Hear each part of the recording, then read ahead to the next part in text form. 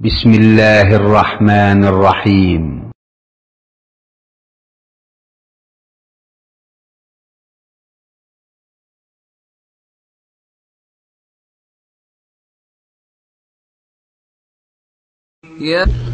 السلام عليكم ورحمة الله وبركاته.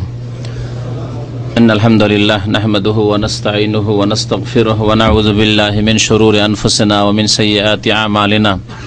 من يهده الله فلا مضل له ومن يضلله فلا هادي له وأشهد أن لا إله إلا الله وحده لا شريك له وأشهد أن محمدا عبده ورسوله صلى الله تعالى عليه وعلى آله وصحبه وسلم تسليما كثيرا. أما بعد فأعوذ بالله من الشيطان الرجيم. بسم الله الرحمن الرحيم. يا أيها المزمل قم الليل إلا قليلا نصفه أو انقص منه قليلا أو زد عليه ورتل القرآن ترتيلا إنا سنلقي عليك قولا ثقيلا إن ناشية الليل هي أشد وطئا وأقوم قيلا إن لك في النهار سبحا طويلا. মহান আল্লাহর সমস্ত প্রশংসা যে আল্লাহ পাক রব্বুল আলামিন কোরআনে কারীম নাযিল করেছেন আমাদের হিদায়াতের জন্য। দরুদ ও সালাম নাযিল হোক আমাদের প্রিয় নবী মুহাম্মদ সাল্লাল্লাহু আলাইহি ওয়াসাল্লামের প্রতি, যিনি কোরআনে কারীমের বাস্তবায়ন করেছেন এবং কেমন করে বাস্তবায়ন করতে হবে, কোরআনের প্রতি আমল করতে হবে তার শিক্ষা আমাদেরকে দিয়েছেন। আল্লাহুম্মা সাল্লি আলাইহি আল্লাহুম্মা বারিক আলাইহি। আজকে তাফসীর করব আপনাদের সামনে সূরাতুল মুজাম্মিলের, সূরা আল মুজাম্মিল। আল মুজাম্মিল, যাকে আমরা হালকা করে মুজাম্মিল বলি, অনেকে নামও রাখে মুজাম্মিল। শব্দটি আসলে হচ্ছে আল মুজাম্মিল, জায়ে তাসদীদ দিয়ে। মুজাম্মিল মানে বস্ত্র আবৃত। নবী করিম সাল্লাল্লাহু আলাইহি ওয়াসাল্লাম যখন হিরা পাহাড়ের গুহা থেকে প্রথম জিবরাইল আলাইহিস সালামের সাথে সাক্ষাৎ, এবং হঠাৎ করে তার জন্য এটি ভীতির বিষয়, ভয়ের বিষয় এবং বিস্ময়ের বিষয়, আশ্চর্যের বিষয়, সেই সময় পেরেশান হয়েছিলেন এবং তাকে জ্বর চলে এসেছিল, ঠান্ডা লাগা শুরু হয়েছিল। নবী করিম সাল্লাল্লাহু আলাইহি ওয়াসাল্লাম উম্মুল মুমিনিন খাদিজা রাদিয়াল্লাহু তাআলা আনহার কাছে ফিরে গেলেন আর গিয়ে বলেছিলেন, জাম্মিলুনি জাম্মিলুনি, আমাকে কাপড় জড়িয়ে দাও, কাপড় জড়িয়ে দাও, চাদর জড়িয়ে দাও, এই কথা বলেছিলেন। তো এই জাম্মিলুনি থেকেই মুজাম্মিল। আল্লাহ পাক রব্বুল আলামিন এই অবস্থাকে লক্ষ্য করে তাকে একটি গুণবাচক নাম দিয়েছেন, দিয়ে ডেকেছেন, সম্বোধন করেছেন। আল্লাহ পাক বলছেন, ইয়া আইয়ুহাল মুজাম্মিল, হে বস্ত্র আবৃত, তোমাকে শীত লাগছে, ঠান্ডা লাগছে, ভয় লেগেছে, সেজন্য তুমি কাপড় জড়িয়ে নিয়েছো। শোনো, এই কাপড় জড়িয়ে বসে থাকলে হবে না, বরং কর্ম করতে হবে, কর্ম করতে হবে। আল্লাহ পাক রব্বুল আলামিন কর্মের সম্বোধন করছেন। কুমিল লাইলা ইল্লা কালিলা। কর্ম হচ্ছে দুই রকমের নবী করিম সাল্লাল্লাহু আলাইহি ওয়াসাল্লামের জীবনে এবং আমাদের জীবনেও। এক রকমের কর্ম হচ্ছে যেটি আমাদের ব্যক্তি জীবনের কর্ম, ব্যক্তি জীবনের আমল, যেমন 5 ওয়াক্ত নামাজ, এর সাথে নফল নামাজ যদি হয়, সর্বোত্তম নফল নামাজ হচ্ছে কোন নামাজ? তাহাজ্জুদ। এই ব্যক্তি জীবনের আমলের কথা, নফল আমলের কথা যদি অনেক আলেমদের নিকটে, আইম্মায়ে কেরামদের নিকটে তাফসীর কারগণ বলেছেন যে নবী করিম সাল্লাল্লাহু আলাইহি ওয়াসাল্লামের উপর প্রথম দিকে তাহাজ্জুদ ফরজ ছিল। আয়াত পেশ করেছেন কোরআন কারীমের, ওমিনাল লাইলি ফাতাহাজ্জাদ বিহি নাফিলাতাল লাক, রাতের কিছু অংশে ফাতাহাজ্জাদ বিহি, তুমি তাহাজ্জুদ আদায় করো। আল্লাহ পাক আদেশ করেছেন। সাধারণত আদেশ ফরজের ক্ষেত্রেই হয়, সেই জন্য তাফসীর কারগণ তাই বলেছেন। তবে এই সূরার শেষ দিকে আয়াত বেশ কিছু নাযিল হয়েছে যাতে আল্লাহ পাক রব্বুল আলামিন হালকা করে দিয়েছেন। বলা হয়েছে প্রথম দিকে ফরজ ছিল, কিন্তু 5 ওয়াক্ত নামাজ ফরজের হুকুম আসার পর, অর্থাৎ মেরাজের পরে, তারপরে তাহাজ্জুদকে হালকা করে দেওয়া হয়। তো ব্যক্তি জীবনের আমল এবং সর্বোত্তম নফল ইবাদত নামাজের ক্ষেত্রে, সালাতের ক্ষেত্রে হচ্ছে তাহাজ্জুদের নামাজ। আল্লাহ পাক রব্বুল আলামিন সম্বোধন করে বলছেন, ইয়া আইয়ুহাল মুজাম্মিল, হে বস্ত্র আবৃত, কুমিল লাইলা ইল্লা কালিলা। ব্যক্তি জীবনের আমল করতে বলছেন, যে চাদর গায়ে দিয়ে শুয়ে থাকলে কাজ হবে না, যেই জন্য আমি সৃষ্টি করেছি তোমাকে। সরাসরি নবী করিম সাল্লাল্লাহু আলাইহি ওয়াসাল্লামকে সম্বোধন এবং পরোক্ষভাবে ইনডাইরেক্ট উম্মতকে সম্বোধন। যে কোনো মানুষ চাদর গায়ে দিয়ে বাড়িতে শুয়ে থাকবেন, বিছানায় পড়ে থাকবেন, সারা রাত শুয়ে থাকবেন, সারা দিন শুয়ে থাকবেন, কাজকর্ম করবেন না, দিনের কাজ করবেন না, ফজরে জাগবেন না, দুনিয়ার কাজ করবেন না, চলবে না, অচল। ইয়া আইয়ুহাল মুযাম্মিল কুমিল লাইলা ইল্লা কালিলা, ব্যক্তি জীবনের আমলের কথা এখানে আল্লাহ বলেছেন। তারপরে আসছে সূরাতুল মুদ্দাসসির।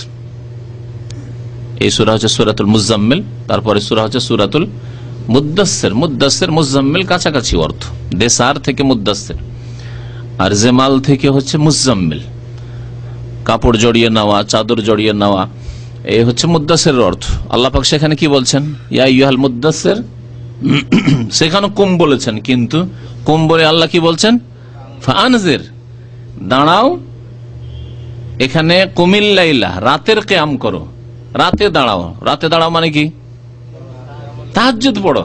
তাহলে সূরা মুযাম্মিলে আল্লাহ পাক রব্বুল আলামিন তাহাজ্জুদ পড়ার আদেশ করলেন। ব্যক্তি জীবনের আমল সুন্দর করো, ব্যক্তি জীবনের ঈমান এবং আমলকে উন্নত করো আল্লাহ পাক রব্বুল আলামিনের নৈকট্য লাভের জন্য, এবং তোমার যে ভয় ভীতি হয়েছে সেগুলিকে দূরীভূত করার জন্য।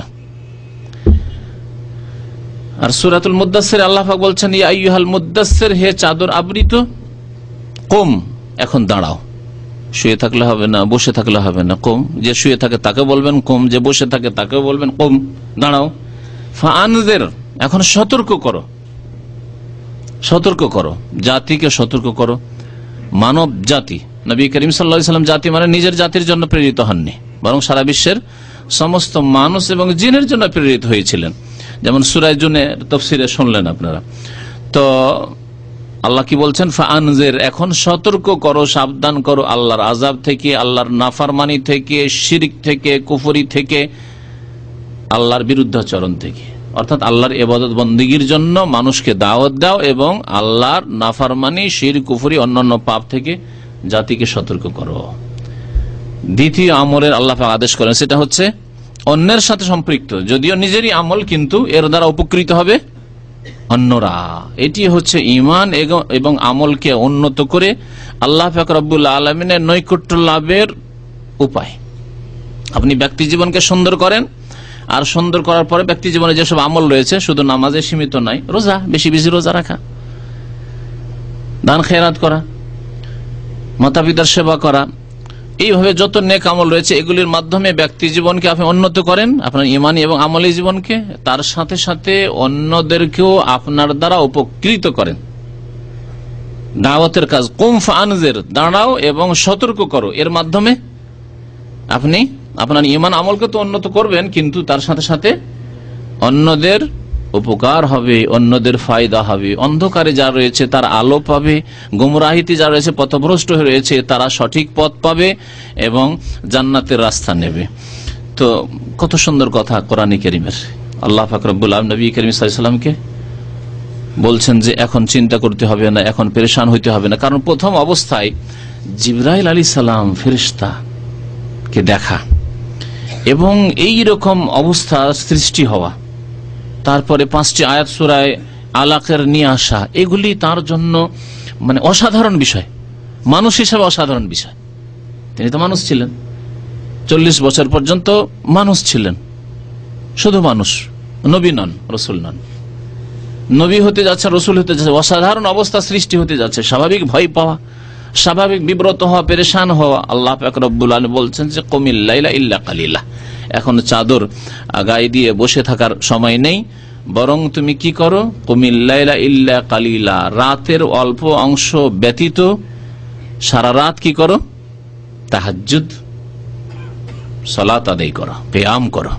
কুমিল লাইলা, আল্লাইল মানে সারা রাত, আল্লাইল যেমন আলহামদু মানে সমস্ত প্রশংসা, কুমিল লাইলা, এই জন্য ইল্লা কালিলা বলে ইস্তেসনা করা হয়েছে, অল্প কিছু সময় ছাড়া ইল্লা কালিলা।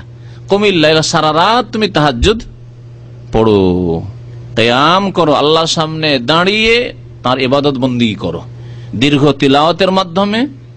আসলে তাহাজ্জুদকে কিয়ামুল লাইল এই জন্য বলা হয় যে তাহাজ্জুদ মানে একবারে ছোট ছোট সূরা দিয়ে আর সংক্ষেপে পড়ে নিলাম জায়েজ, যে ব্যক্তি জানে না, কিন্তু আসল কিয়ামের উদ্দেশ্য, তাহাজ্জুদের উদ্দেশ্য হচ্ছে দীর্ঘ তিলাওয়াত এবং তিলাওয়াতের উপর গৌর ফিকির করা, চিন্তা করা, আল্লাহ পাক রব্বুল আলামিন কি বলছেন তা অন্তরে নামানো, তেলাওয়াতের সাথে সাথে অন্তর কি আপনার কথার সাথে তেলাওয়াতের সাথে এক করে দেওয়া। এ হচ্ছে রাত্রে তেলাওয়াতের উদ্দেশ্য। যে কথাগুলি আসছে সামনে, রাতের অল্প কিছু অংশ ছাড়া সারা রাত তুমি কিয়াম করো, এর ব্যাখ্যা কি আল্লাহ স্বয়ং করেছেন।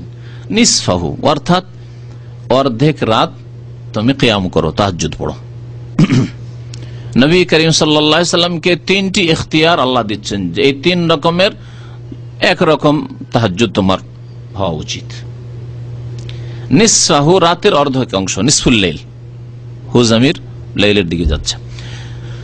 আবিন কুস মিনহু কালিলা অথবা তার চাইতে একটু কম করো, নাকাসে আনকুস থেকে অনকুস মিনহু কালিলা, তার থেকে একটু কম করো। তাহলে অর্ধেকের থেকে একটু কম করো মানে 1/3 অংশ। ভগ্নাংশ পড়েননি নাকি চুপচাপ যা আছেন? অর্ধেকের একটু কম মানে 1/3 আউজিদ আলাইহি অথবা তৃতীয় ইখতিয়ার হচ্ছে, চয়েস হচ্ছে আপনাকে দেওয়া হচ্ছে, চয়েস করুন। আউজিদ আলাইহি অথবা এর চাইতে একটু বেশি করুন, মানে অর্ধেকের চাইতে একটু বেশি করুন, অর্থাৎ 2/3 অংশ। তাহলে হয় সোলুস, না হয় নিসফ, আর না হলে সোলুসাইন। আরবিতে সোলুস মানে 1/3 অংশ, নিসফ মানে অর্ধেক, আর সোলুসাইন মানে 2/3 অংশ।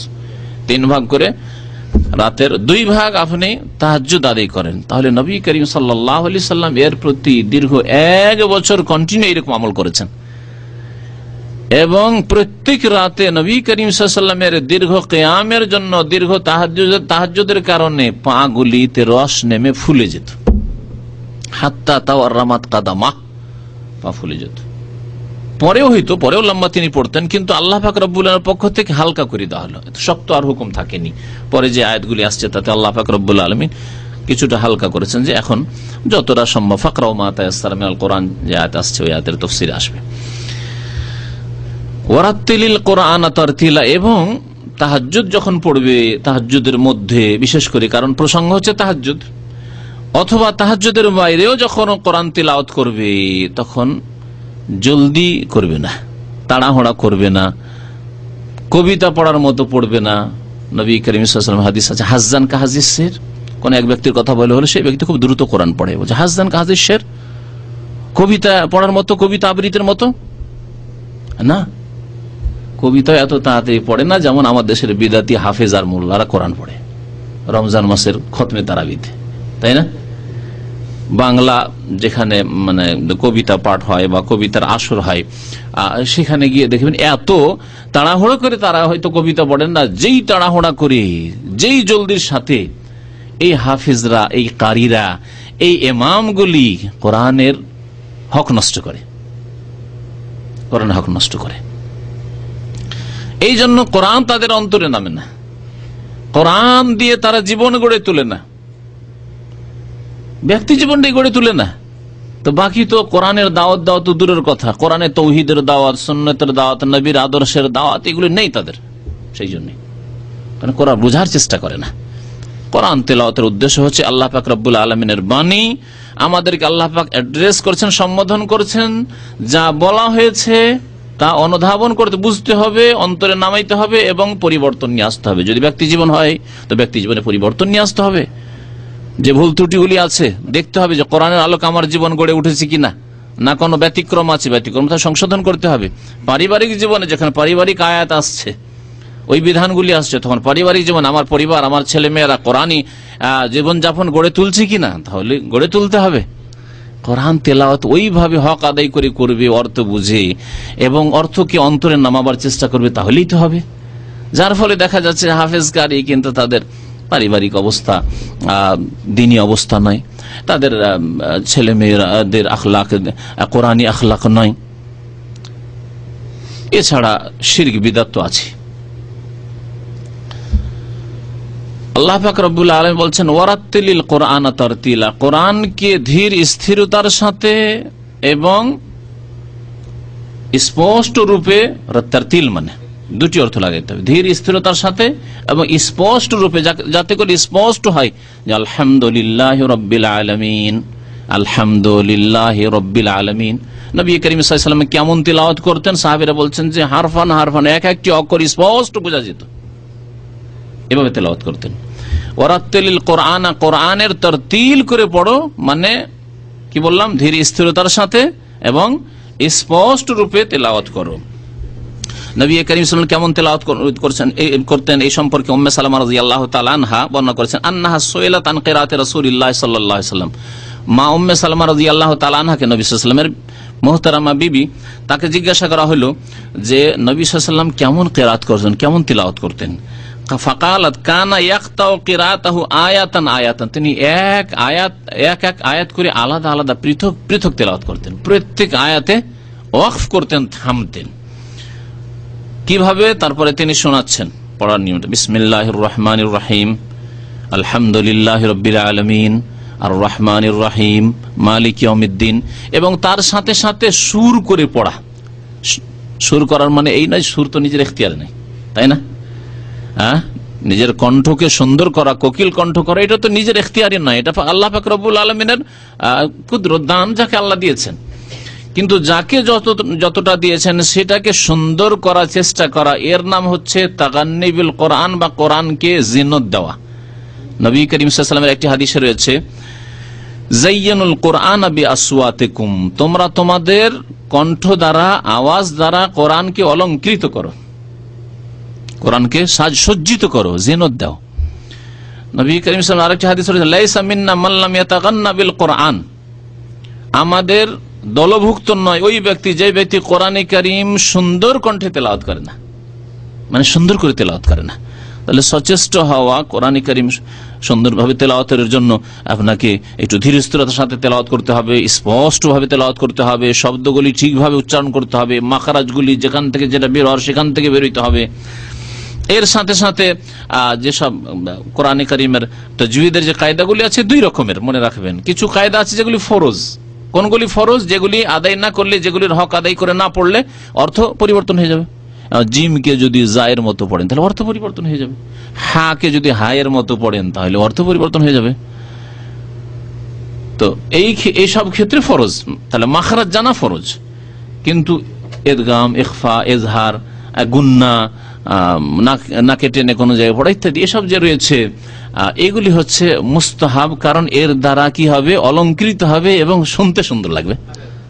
জি জি জি হ্যাঁ। তো কোরআনে কারীমকে সুন্দরভাবে নবী করিম সাল্লাল্লাহু আলাইহি ওয়াসাল্লাম তিলাওয়াত করতে বলেছেন। ওয়ারাত্তিলিল কোরআন তারতিলা ইন্না সানুলকি আলাইকা কওলান সাকিলা। তারপরে আল্লাহ পাক রব্বুল আলামিন নবী করিম সাল্লাল্লাহু আলাইহি ওয়াসাল্লামকে সম্বোধন করে বলছেন যে নিশ্চয় আমি আল্লাহ, হে নবী মুহাম্মদ সাল্লাল্লাহু আলাইহি ওয়াসাল্লাম, তোমার ওপর শীঘ্রই, সা মানে অচিরেই, শীঘ্রই, কিছু দিনের মধ্যে, কিছু সময়ের মধ্যে, সিন, এটা সিনের অর্থ শুধু। ইন্না সানুলকি আলাইকা, নিশ্চয় আপনার ওপর শীঘ্রই আমি অবতীর্ণ করব, নাজিল করব, কাউলান সাকিলা, অত্যন্ত ভারী বাণী। ভারী বাণী শাব্দিক অর্থ, কোন দিক দিয়ে ভারী এই সম্পর্কে তাফসীরকারদের দুটি মত রয়েছে। যারা বলেছেন অর্থের দিক দিয়ে ভারী, তারা বলেছেন অত্যন্ত গুরুত্বপূর্ণ বাণী আপনার ওপর আমি শীঘ্রই নাজিল করতে যাচ্ছি। ইন্না সানুলকি আলাইকা কাউলান সাকিলা। অর্থের দিক দিয়ে কোরআনে কারীম আল্লাহ পাক রব্বুল আলামিনের বাণী অলংকার পূর্ণ, এবং তাতে রয়েছে বহু গায়বের কথা, অদৃশ্যের কথা, এমন এমন ঘটনা রয়েছে যে সব কোন মানুষ জানতো না যদি কোরআন না জানাতো। এমন এমন বিষয় রয়েছে যেগুলি কোন মানুষ তার দিক নির্দেশনা পেত না যদি আল্লাহ না জানাতেন।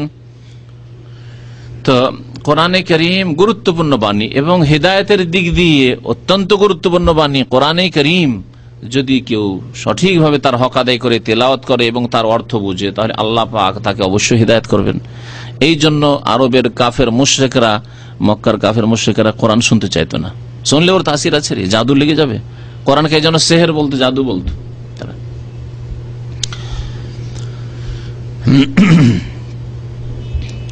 ইন্না সানুলকি আলাইকা কাউলান সাকিলা, তাহলে এই দিক দিয়ে, অর্থের দিক দিয়ে ভারী। আর ভারী, অত্যন্ত ভারী কোরআনে কারীম আরেকটি দিক দিয়ে, যেটা হচ্ছে নবী করিম সাল্লাল্লাহু আলাইহি সাল্লামের উপর যখন ওহী নাযিল হইতো তখন অত্যন্ত ভারাক্রান্ত হয়ে পড়তো নবী করিম সাল্লাল্লাহু আলাইহি সাল্লাম। এমন ভারী হয়ে যেত তার শরীর যে যায়েদ ইবনে সাবিত রাদিয়াল্লাহু তাআলা সাহাবী বলছেন, কোন একদিন ওহী নাযিল হচ্ছিল আর নবী করিম সাল্লাল্লাহু আলাইহি ওয়াসাল্লামের রানটি আমার রানের উপর ছিল, তো মনে হচ্ছিল যে আমার রান চূর্ণ বিচূর্ণ হয়ে যাবে, এত ভারী হয়েছে। অথচ কারো রান যদি আপনার রানের উপর থাকে তো এমন ভারী বিষয় নেই, নয়, এমন কোনো ভারী ব্যাপার নয় বা ভারী ওজনের নয়। কিন্তু সাহাবী বলছেন যে মনে হইল যে কামা কালা যায়েদ ইবনে সাবিত রাদিয়াল্লাহু আনহু উনজিলা আলা রাসূলিল্লাহ সাল্লাল্লাহু আলাইহি ওয়াসাল্লাম, কোন এক সময় নবী সাল্লাল্লাহু আলাইহি ওয়াসাল্লামের উপর ওহী নাযিল হইল, ওয়া ফাখিযুহু আলা ফাখিজি, তার রান আমার রানের উপর ছিল, ফাকাদা তারুদ্দু ফাখিজি বা তোরাদ্দু ফাখিজি, মনে হচ্ছিল যে আমার রান চূর্ণ বিচূর্ণ হয়ে যাবে, হাড় হাড্ডি কিছু থাকবে না, কত ভারী হয়েছে। নবী সাল্লাল্লাহু আলাইহি ওয়াসাল্লামের শরীর এত ভারী ছিল ওহীর কারণে। ইন্না সানুলকি আলাইকা কাওলান সাকিলা, অত্যন্ত ভারী বাণী বা অত্যন্ত গুরুত্বপূর্ণ বাণী আমি তোমার উপর শীঘ্রই বা অচিরেই নাজিল করতে যাচ্ছি। তাহলে আল্লাহ পাক রব্বুল এখন কোরআনে কারীম নাজিল করা শুরু করেছেন মাত্র। এই সূরা মক্কি জীবনের সূরা এবং প্রথম দিকের সূরা, নবী সাল্লাল্লাহু আলাইহি ওয়াসাল্লামের প্রথম জীবনে এই সূরা নাজিল হয়েছে যখন অল্প কিছু আয়াত নাজিল হয়েছে সেই সময়ের কথা। তাই আল্লাহ পাক ওয়াদা করছেন যে খুব শীঘ্রই আমি অনেক গুরুত্বপূর্ণ বাণী, অনেক ভারী ভারী বাণী আমি নাজিল করছি। অর্থের দিক দিয়েও ভারী, শব্দের দিক দিয়েও ভারী, অলঙ্কারের দিক দিয়ে বাহ্যিক শব্দের যে বিন্যাস অলঙ্কার সেদিক দিয়েও ভারী, তার গুণের দিক দিয়েও ভারী। আল্লাহ পাক রব্বুল বাণী ইন্না নাশিয়াতাল লাইল হিয়া আশাদ্দু ওয়াতআন ওয়া আকওয়ামু কিলা। তারপরে আল্লাহ পাক রব্বুল আলামিন নবী করিম সাল্লাল্লাহু আলাইহি সাল্লামকে রাতের তাহাজ্জুদের উপকারিতার কথা জানাচ্ছেন, যে রাতে যদি তাহাজ্জুদ পড়ো, রাতে যদি কোরআন তেলাওয়াত করো তার বহু ফায়দা রয়েছে। দিনে তেলাওয়াত করে এত ফায়দা পাবেন না যত ফায়দা, যত উপকৃত আপনি হবেন রাতের তেলাওয়াত। এটা কেউ পরীক্ষা করেছেন কোন কারি সাহেব, তেলাওয়াতকারীরা? হ্যাঁ, কিন্তু মনোযোগ সহকারে তেলাওয়াত হইতে হবে, ওই ঝিমাতে ঝিমাতে নয়। কারণ অনেকে হয়তো নামাজ পড়ে 2-4 রাকাত কিন্তু অর্ধেক ঝিমাচ্ছে, এখনো তন্দ্রা তন্দ্রা ভাব, আর ওই অবস্থা না। ভালো করে উজু করে নাক পরিষ্কার করে যাতে শয়তান তাড়াবার এসব উপায় ফ্রি হয়ে যান। আপনার বিছানার সাথে আর কোনো সম্পর্ক নেই। এমন নয় যে বিছানার দিকে টান এখন আছে যে কখন তাড়াতাড়ি করে নামাজটা সারবো, যে বিছানায় আসবো। আজকাল অধিকাংশ লোক যারা ফজর নামাজ, তাদের অবস্থা এরকম, ফজর নামাজটা সারলেই তাড়াতাড়ি গিয়ে বিছানায় লম্বা হবে, কারণ সকালে শুইতে হবে। সৌদি আরবে যে প্রবাসীদের অবস্থা, যাদের একবার সকাল সকাল ডিউটি নেই, তাদের অবস্থা এরকম। আর যারা নামাজ পড়েন না তাদের কথা কি বলবেন। আল্লাহ পাক হিদায়াত করেন উম্মতে মুসলিমাকে। ইন্না নাশিয়াতাল লাইল, নিশ্চয় রাতের, নাশিয়া কাকে বলা হয়? নাশিয়া বলা হয় রাত্রে একবার ঘুমিয়ে নিয়ে জেগে যাওয়ার পর যে সময়টুকু, একে নাশিয়া বলা হয়। তাহলে রাতের সময়, এই জন্য কেউ কেউ তরজমা করেছেন রাতের সময়, রাতের সময়গুলো, বা রাতে ঘুম থেকে ওঠা তরজমা করেছেন। ইন্না নাশিয়াতাল লাইল, নিশ্চয় রাত্রে ঘুম থেকে ওঠা, আর ঘুম থেকে উঠে ইবাদত বন্দি করা, কোরআন তেলাওয়াত করা, এটা হে আসাদ্দু ওয়াতআন, অত্যন্ত প্রবৃত্তি দলনের ক্ষেত্রে কঠিন। প্রবৃত্তি, মানুষের প্রবৃত্তি আছে, মানে মানুষের মনের চাহিদা, শরীরের চাহিদা আছে। শরীরের চাহিদা, শুইতে চায়, ঘুমাতে চায়, আরাম করতে চায়, ভোগ বিলাস করতে চায়, এগুলো হচ্ছে প্রবৃত্তি। এই প্রবৃত্তি, বিশেষ করে কুপ্রবৃত্তি দলনে রাতের তেলাওয়াত অত্যন্ত কঠিন, অত্যন্ত শক্তিশালী। আপনি রাতে কোরআন তেলাওয়াত করুন, আপনার কুপ্রবৃত্তি সংকীর্ণ হয়ে আসবে, কুপ্রবৃত্তি কমে আসবে, আর আপনার ঈমান মজবুত হবে, আপনার আমল সুন্দর হবে, আপনার তাকওয়া পরহেজগারি বাড়বে, আল্লাহর সাথে সম্পর্ক আরো মজবুত হবে। ইন্না নাশিয়াতাল লাইল হিয়া আশাদ্দু ওয়াতআন। ওয়াতআন মানে যারা দলনের অর্থ করেছে, ওয়াতা মানে হচ্ছে পা দিয়ে দুলে দাও, এই অর্থ হয়। হাদিস আছে ইযা ওয়াতিয়া আহাদুকুম তাজেরান, যদি তোমাদের কারো পা যদি কোনো ময়লার উপর পড়ে যায়, ময়লাকে দলে দেয়, মানে জুতা পরেছিলেন, স্যান্ডেল পরেছিলেন, আর ময়লার উপর পায়খানা বা নাপাকির উপর পড়ে গেল, তাহলে তারপরে বাকি চলতে থাকলেন আর জমিনে ঘুষে ঘুষে পায়খানা আবার শেষ, আর কিছু দেখছেন না, হয়ে গেল। ইউতাহিরুহু মা বাদহু। তো ওতিয়া শব্দ এসছে, ওতিয়া মানে দলন হয়, আর ওখান থেকে ওতিয়া থেকে ওয়াত আন মাসদার, এই জন্য দলনের অর্থ কোন কোন অনুবাদকরা করেছেন। আর ওয়াত আন মানে আরেকটি অর্থ হয় অনুকূলের, মুওয়াফিক হওয়ার, মুওয়াফিক। নবী করিম সাল্লাল্লাহু আলাইহি ওয়াসাল্লামের লাইলাতুল কদরের হাদিস আছে যে আরা কাদ রুয়াকুম কাদ তাওয়াতাত, তোমাদের স্বপ্নগুলি সব এক অপরের অনুকূল হয়েছে। স্বপ্ন দেখেছেন সাহাবারা যে কোন দিনে হইল লাইলাতুল কদর, লাইলাতুল কদর হলো, তাওয়াতাত মুওয়াফিক হয়ে গেছে, অনুকূলে হয়ে গেছে। তাহলে ওয়াও তা আর হামজা এর মানে মুওয়াফিক হওয়া, অনুকূলে হওয়া হয়। তো এই জন্য কেউ কেউ এইভাবে অনুবাদ করেছে ইন্না নাশিয়াতাল লাইল, রাতে জেগে ইবাদত বন্দি করা বা রাতের ঘুমের পরে ইবাদত বন্দি করা, অর্থাৎ তাহাজ্জুদের নামাজ এবং তার সাথে কোরআনের তেলাওয়াত, হে আসাদ্দু ওয়াত আন, অত্যন্ত অন্তরের অনুকূলে হয়, অন্তরের অনুকূলে হয়। কেমন দেখেন, পড়া দুই রকম, যে কোনো জিনিস পড়েন, পড়া হচ্ছে দুই রকম। এক পড়া হচ্ছে শুধু জবান পড়লো, বাক শক্তি আছে, পড়লেন, বই দেখে পড়লেন বা কোরআন দেখে পড়লেন, কিন্তু পড়া ভিতরের নাম হলো না, অন্তরের নাম হলো না, আর স্মৃতি শক্তিতে কিছু নেই। যারা লেখাপড়া করেছেন ভালো করে জানেন, একটু ঘুমের চাপ থাকলে, একটু গাফিলতি থাকলে, পরীক্ষার সময় পড়াশোনা করছি ঘন্টা 2 ঘন্টা পড়লাম, কিন্তু ব্রেনে কিছু নেই, কি যে লিখবো, আর এই যে 50 পাতা পড়ে নিলাম, কি পেলাম কিছু বুঝতে পারছি না।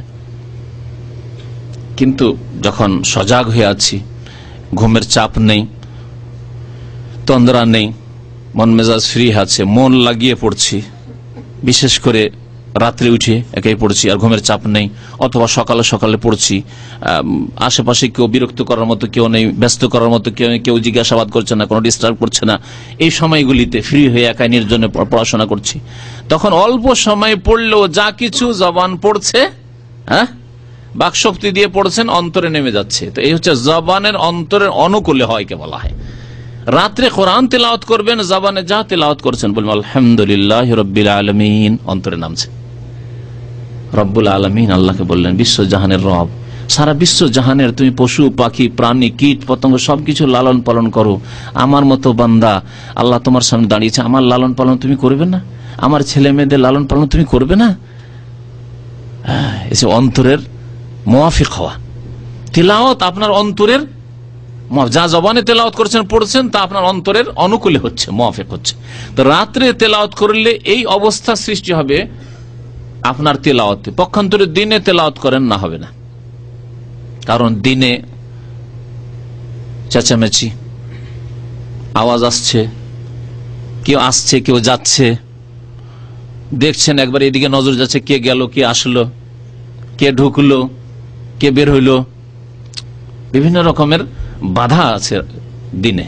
কিন্তু রাত্রে এগুলি থেকে আপনি মুক্ত। তারপরে আওয়াজ, বাইরে থেকে আওয়াজগুলি আসছে, একটা জোরে দিল হর্ন, ব্রেন চলে গেল ওইদিকে, আর কোরআন তেলাওয়াতে নাই। গাড়ি চলছে, আর দেখেন শহরে বসবাস আমরা করছি, বারবার ওইদিকে খেয়াল যাচ্ছে কি হইল। এইরকমের ছেলেমেয়েরা জেগে আছে, ওর মধ্যে ওরা ব্যস্ত করছে দিনের তেলাওয়াতে, কিন্তু রাত্রে না, সকলে শুয়ে আছে, সকলে শুয়ে আছে। হয়তো আপনার স্ত্রী উঠে তাহাজ্জুদ পড়ছে, আর না হলে সেও শুয়ে আছে, ছেলে মেয়ে সকলে শুয়ে আছে, বাড়িতে কোনো আওয়াজ নেই, কিছু নেই, একা উঠে তাহাজ্জুদ পড়ছেন আর তেলাওয়াত করছেন।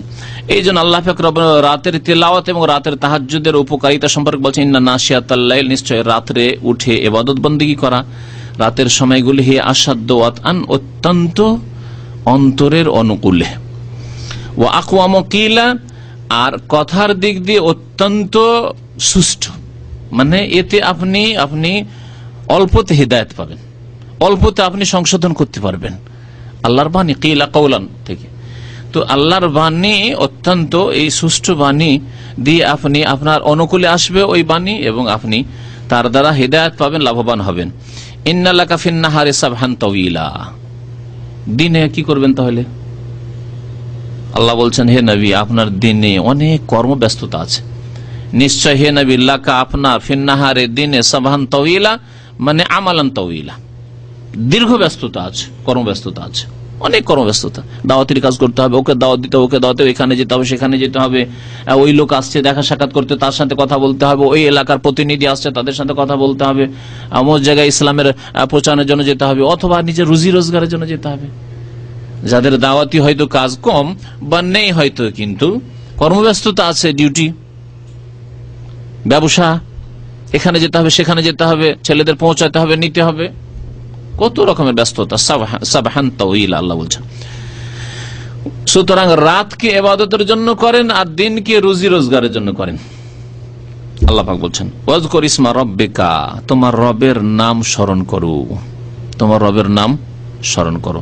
ওয়া তাবাত্তাল ইলাইহি তাবতিলা, এবং তার দিকে মনোযোগ দাও, একগ্র চিত্তে তার ইবাদত বন্দেগীতে মনোযোগ দাও। তাবাত্তুল মানে হচ্ছে আল ইনকিতা মিনাদ দুনিয়া লিল ইবাদা, দুনিয়া থেকে ইবাদতের জন্য, দুনিয়া থেকে বিচ্ছিন্ন হয়ে ইবাদতে মগ্ন হওয়া, একে বলা হয় তাবাত্তুল। নবী করিম সাল্লাল্লাহু আলাইহি ওয়াসাল্লামের জামানায় উসমান বিন মাজউন একবার বললেন যে ইয়া রাসূলুল্লাহ, আমাকে তাবাত্তুলের অনুমতি দেন, মানে বিবাহ শাদী করব না, বিবাহ শাদী করব না, আর সবসময় ইবাদত বন্দেগী করব। নবী করিম সাল্লাল্লাহু আলাইহি ওয়াসাল্লাম নিষেধ করেছিলেন, না, ইসলামে এটা জায়েজ নয়। কিন্তু কতটুকু জায়েজ তাবাত্তুল, আল্লাহ তাবাত্তুল করতে বলেছেন, কতটুকু? বৈবাহিক জীবনের সাথে সম্পর্ক রেখে বিবাহ করেন, সাবালক বিবাহ করেন, ছেলে মেয়েদের সাথে সম্পর্ক রেখে দুনিয়ার এইসব দায়িত্ব পালন, তাদের রুজি রোজগারের ব্যবস্থা দিয়ে রাত্রে বা আপনি বিশেষ সময়গুলিতে, সকাল সন্ধ্যা রাত্রে, ফরজ নামাজ ছাড়াও সকালবেলা কিছু আপনার যেমন সালাত ইশরাক দোহা আছে, এছাড়া কোরআন তেলাওয়াত সকালবেলা কিছু করলেন, সন্ধ্যাবেলা কিছু তেলাওয়াত করলেন, আযান ইকামতের মাঝখানে কোরআন তেলাওয়াত করলেন। এইভাবে দুনিয়া থেকে তুমি বিচ্ছিন্ন হয়ে আল্লাহ পাক রব্বুল আলামিনের দিকে মনোযোগ দাও একগ্র চিত্তে। অতাবাত্তাল ইলাইহি তাবতিলা। ওয়াজকুর ইসমা রাব্বিকা, তোমার রবের নাম স্মরণ করো। এখান থেকে অনেক লোক বিদআতি জিকির শুরু করেছে, গুমরাহ হয়েছে। মারিফুল কোরআনে নাম দিয়ে বলা দরকার, কারণ অনেক সময় নাম না বললে আবার সংশোধন হয় না। মারিফুল কোরআনে শফি সাহেব লিখেছেন, আর তার সার সংক্ষেপ করে মহিউদ্দিন সাহেব লিখেছেন যে এই আয়াত প্রমাণ করে যে শুধু আল্লাহর নামেরও জিকির করা যাবে, মানে আল্লাহু আল্লাহু জিকির করা যাবে। আমি এর উত্তরে বলছি মহিউদ্দিন খান সাহেবের এবং তার আগে তার মুরব্বী শফি সাহেবের, মুফতি শফির উত্তরে বলছি যে এই আয়াত নাজিল হয়েছে কার উপর? রাসূলুল্লাহ সাল্লাল্লাহু আলাইহি সাল্লামের উপর। এবং রাসূলুল্লাহ সাল্লাল্লাহু আলাইহি সাল্লাম সম্পর্কে আরেকটি প্রশ্ন করছি যে তিনি কোরআনের প্রত্যেকটি আয়াতের উপর আমল করেছেন না করেননি? করেছেন। তার সম্পর্কে মা আয়েশা রাদিয়াল্লাহু তাআলা আনহাকে যখন জিজ্ঞাসা করা হয়েছিল যে রাসূলুল্লাহ সাল্লাল্লাহু আলাইহি সাল্লামের আখলাক চরিত্র কেমন ছিল, তখন কি উত্তর তিনি দিয়েছিলেন? কানা খুলুকুহু আল কোরআন। রাসূলুল্লাহ সাল্লাল্লাহু আলাইহি সাল্লামের চরিত্রই ছিল আল কোরআনের বাস্তবায়ন। তাহলে এই আয়াত ওয়াজকুর ইসমা রাব্বিকা বহু জায়গায়, সাব্বিহ ইসমা রাব্বিকা শুধু এখানে না, সাব্বিহ ইসমা রাব্বিকাল আলা ফাসাব্বিহ বিসমি রাব্বিকাল আযীম, তোমার রবের নামের কি করো? তাসবিহ করো। ফাসাব্বিহ বিসমি রাব্বিকা, ওখানে তাসবিহর কথা বলা হয়েছে, এখানে ওয়াজকুর ইসমা রাব্বিক, তোমার রবের নাম স্মরণ করো। তোমার রবের নাম স্মরণ করো মানে যদি হয় যে মুফরাদ শুধু আল্লাহু আল্লাহু, মানে বাক্য দিয়ে নয়, জুমলা সেন্টেন্স দিয়ে নয়, সেন্টেন্স বিহীন অসম্পূর্ণ কথা দিয়ে জিকির করা যদি শরীয়ত সম্মত হইতো, তাহলে নবী করিম সাল্লাল্লাহু আলাইহি ওয়াসাল্লামের আখলাকে এটাও থাকতো যে কোনদিন তিনি জিন্দেগিতে আল্লাহু আল্লাহু জিকির করতেন।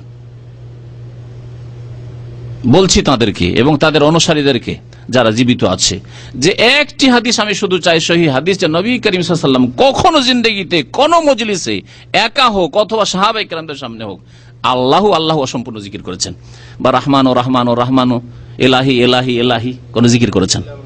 হ্যাঁ, ইল্লাল্লাহ ইল্লাল্লাহ অসম্পূর্ণ, সেটা অসম্পূর্ণ।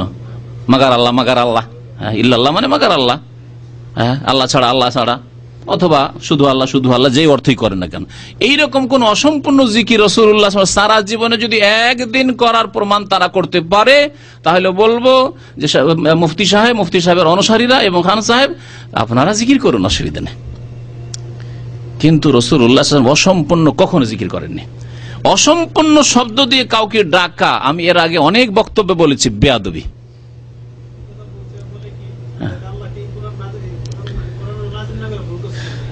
এর অর্থ বুঝতে হবে, জেহালত করলে হবে না, কোরআন বুঝতে গিয়ে জাহেল থাকলে হবে না।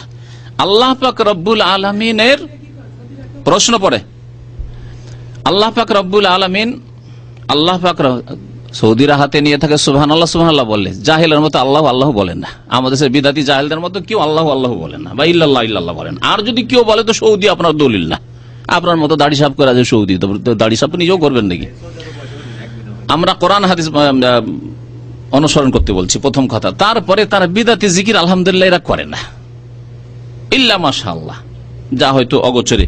আচ্ছা, আমাদের তো কথা হচ্ছে যে কোরআনে কারীম নবী সাল্লাল্লাহু আলাইহি ওয়াসাল্লাম নাযিল হয়েছে এবং এই আয়াতের উপর আমল করেছেন। নবী সাল্লাল্লাহু আলাইহি ওয়াসাল্লাম জিকির করেছেন বাক্য দিয়ে, সুবহানাল্লাহ সুবহানাল্লাহ সুবহানাল্লাহ করেছেন, আলহামদুলিল্লাহ আলহামদুলিল্লাহ আলহামদুলিল্লাহ জিকির করেছেন, আল্লাহু আকবার আল্লাহু আকবার। প্রত্যেকটাতে আল্লাহ আছে, কিন্তু তার সাথে কথা প্রকাশ হচ্ছে আল্লাহু আকবার, আল্লাহ সবচেয়ে বড়, আলহামদুলিল্লাহ সমস্ত প্রশংসা আল্লাহর, সুবহানাল্লাহ আল্লাহ তোমার পবিত্রতা ঘোষণা করি, লা ইলাহা ইল্লাল্লাহ আল্লাহ ছাড়া কেউ সত্য মাবুদ নেই, লা হাওলা ওয়ালা কুওয়াতা ইল্লা বিল্লাহ, প্রত্যেকটি আল্লাহ আছে।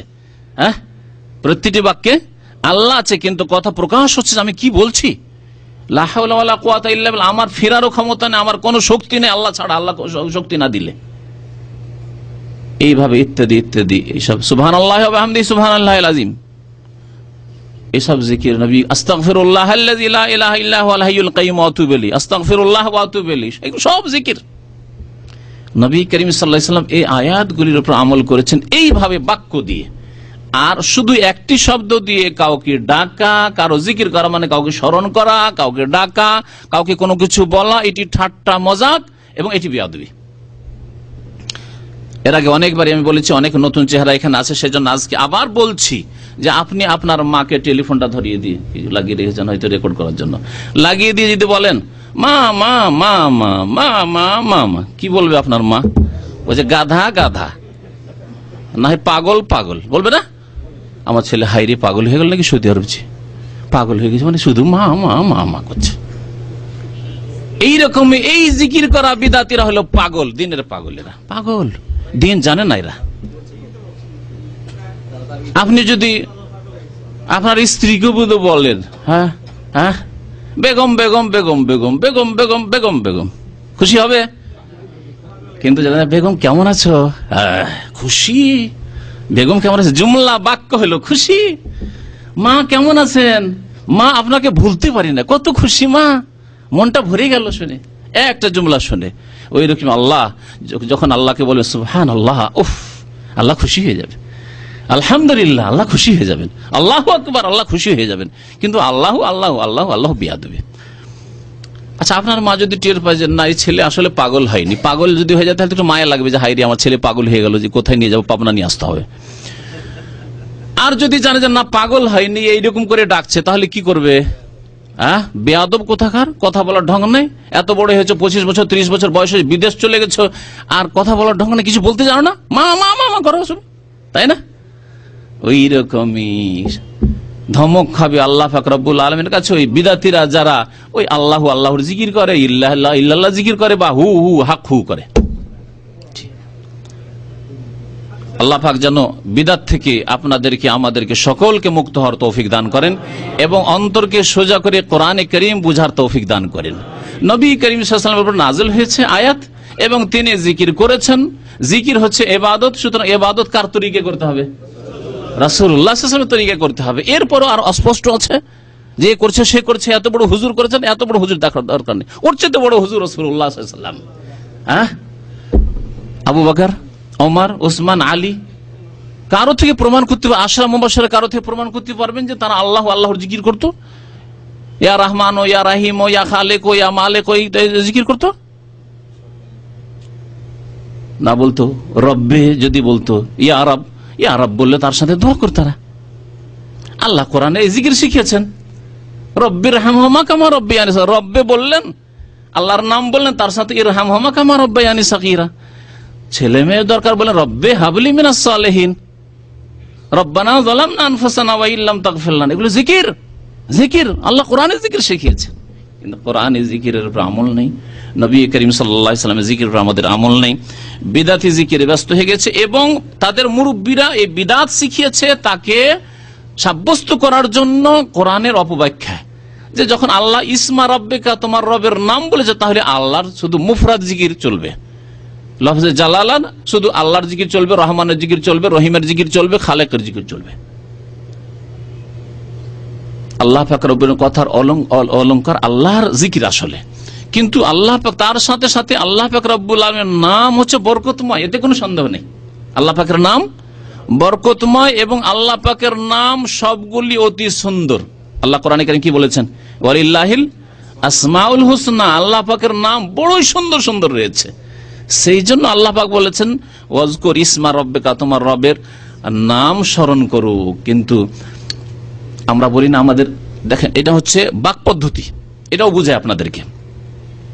দীর্ঘদিন যদি কি আমার সাথে দেখা সাক্ষাৎ না করে, অথচ ঘনিষ্ঠ মানুষ ছিল, বন্ধু বা আত্মীয় ছিল, আমার নামটাও কখন নিলে না, কখন আমার নামটাও নিলে না, তার মানে কি শুধু আমার নামটা নিলে হইতো না? উদ্দেশ্য হচ্ছে যে আমার সাথে যোগাযোগ করা, কথা বলা বা দেখা সাক্ষাৎ করা উদ্দেশ্য, তাই না?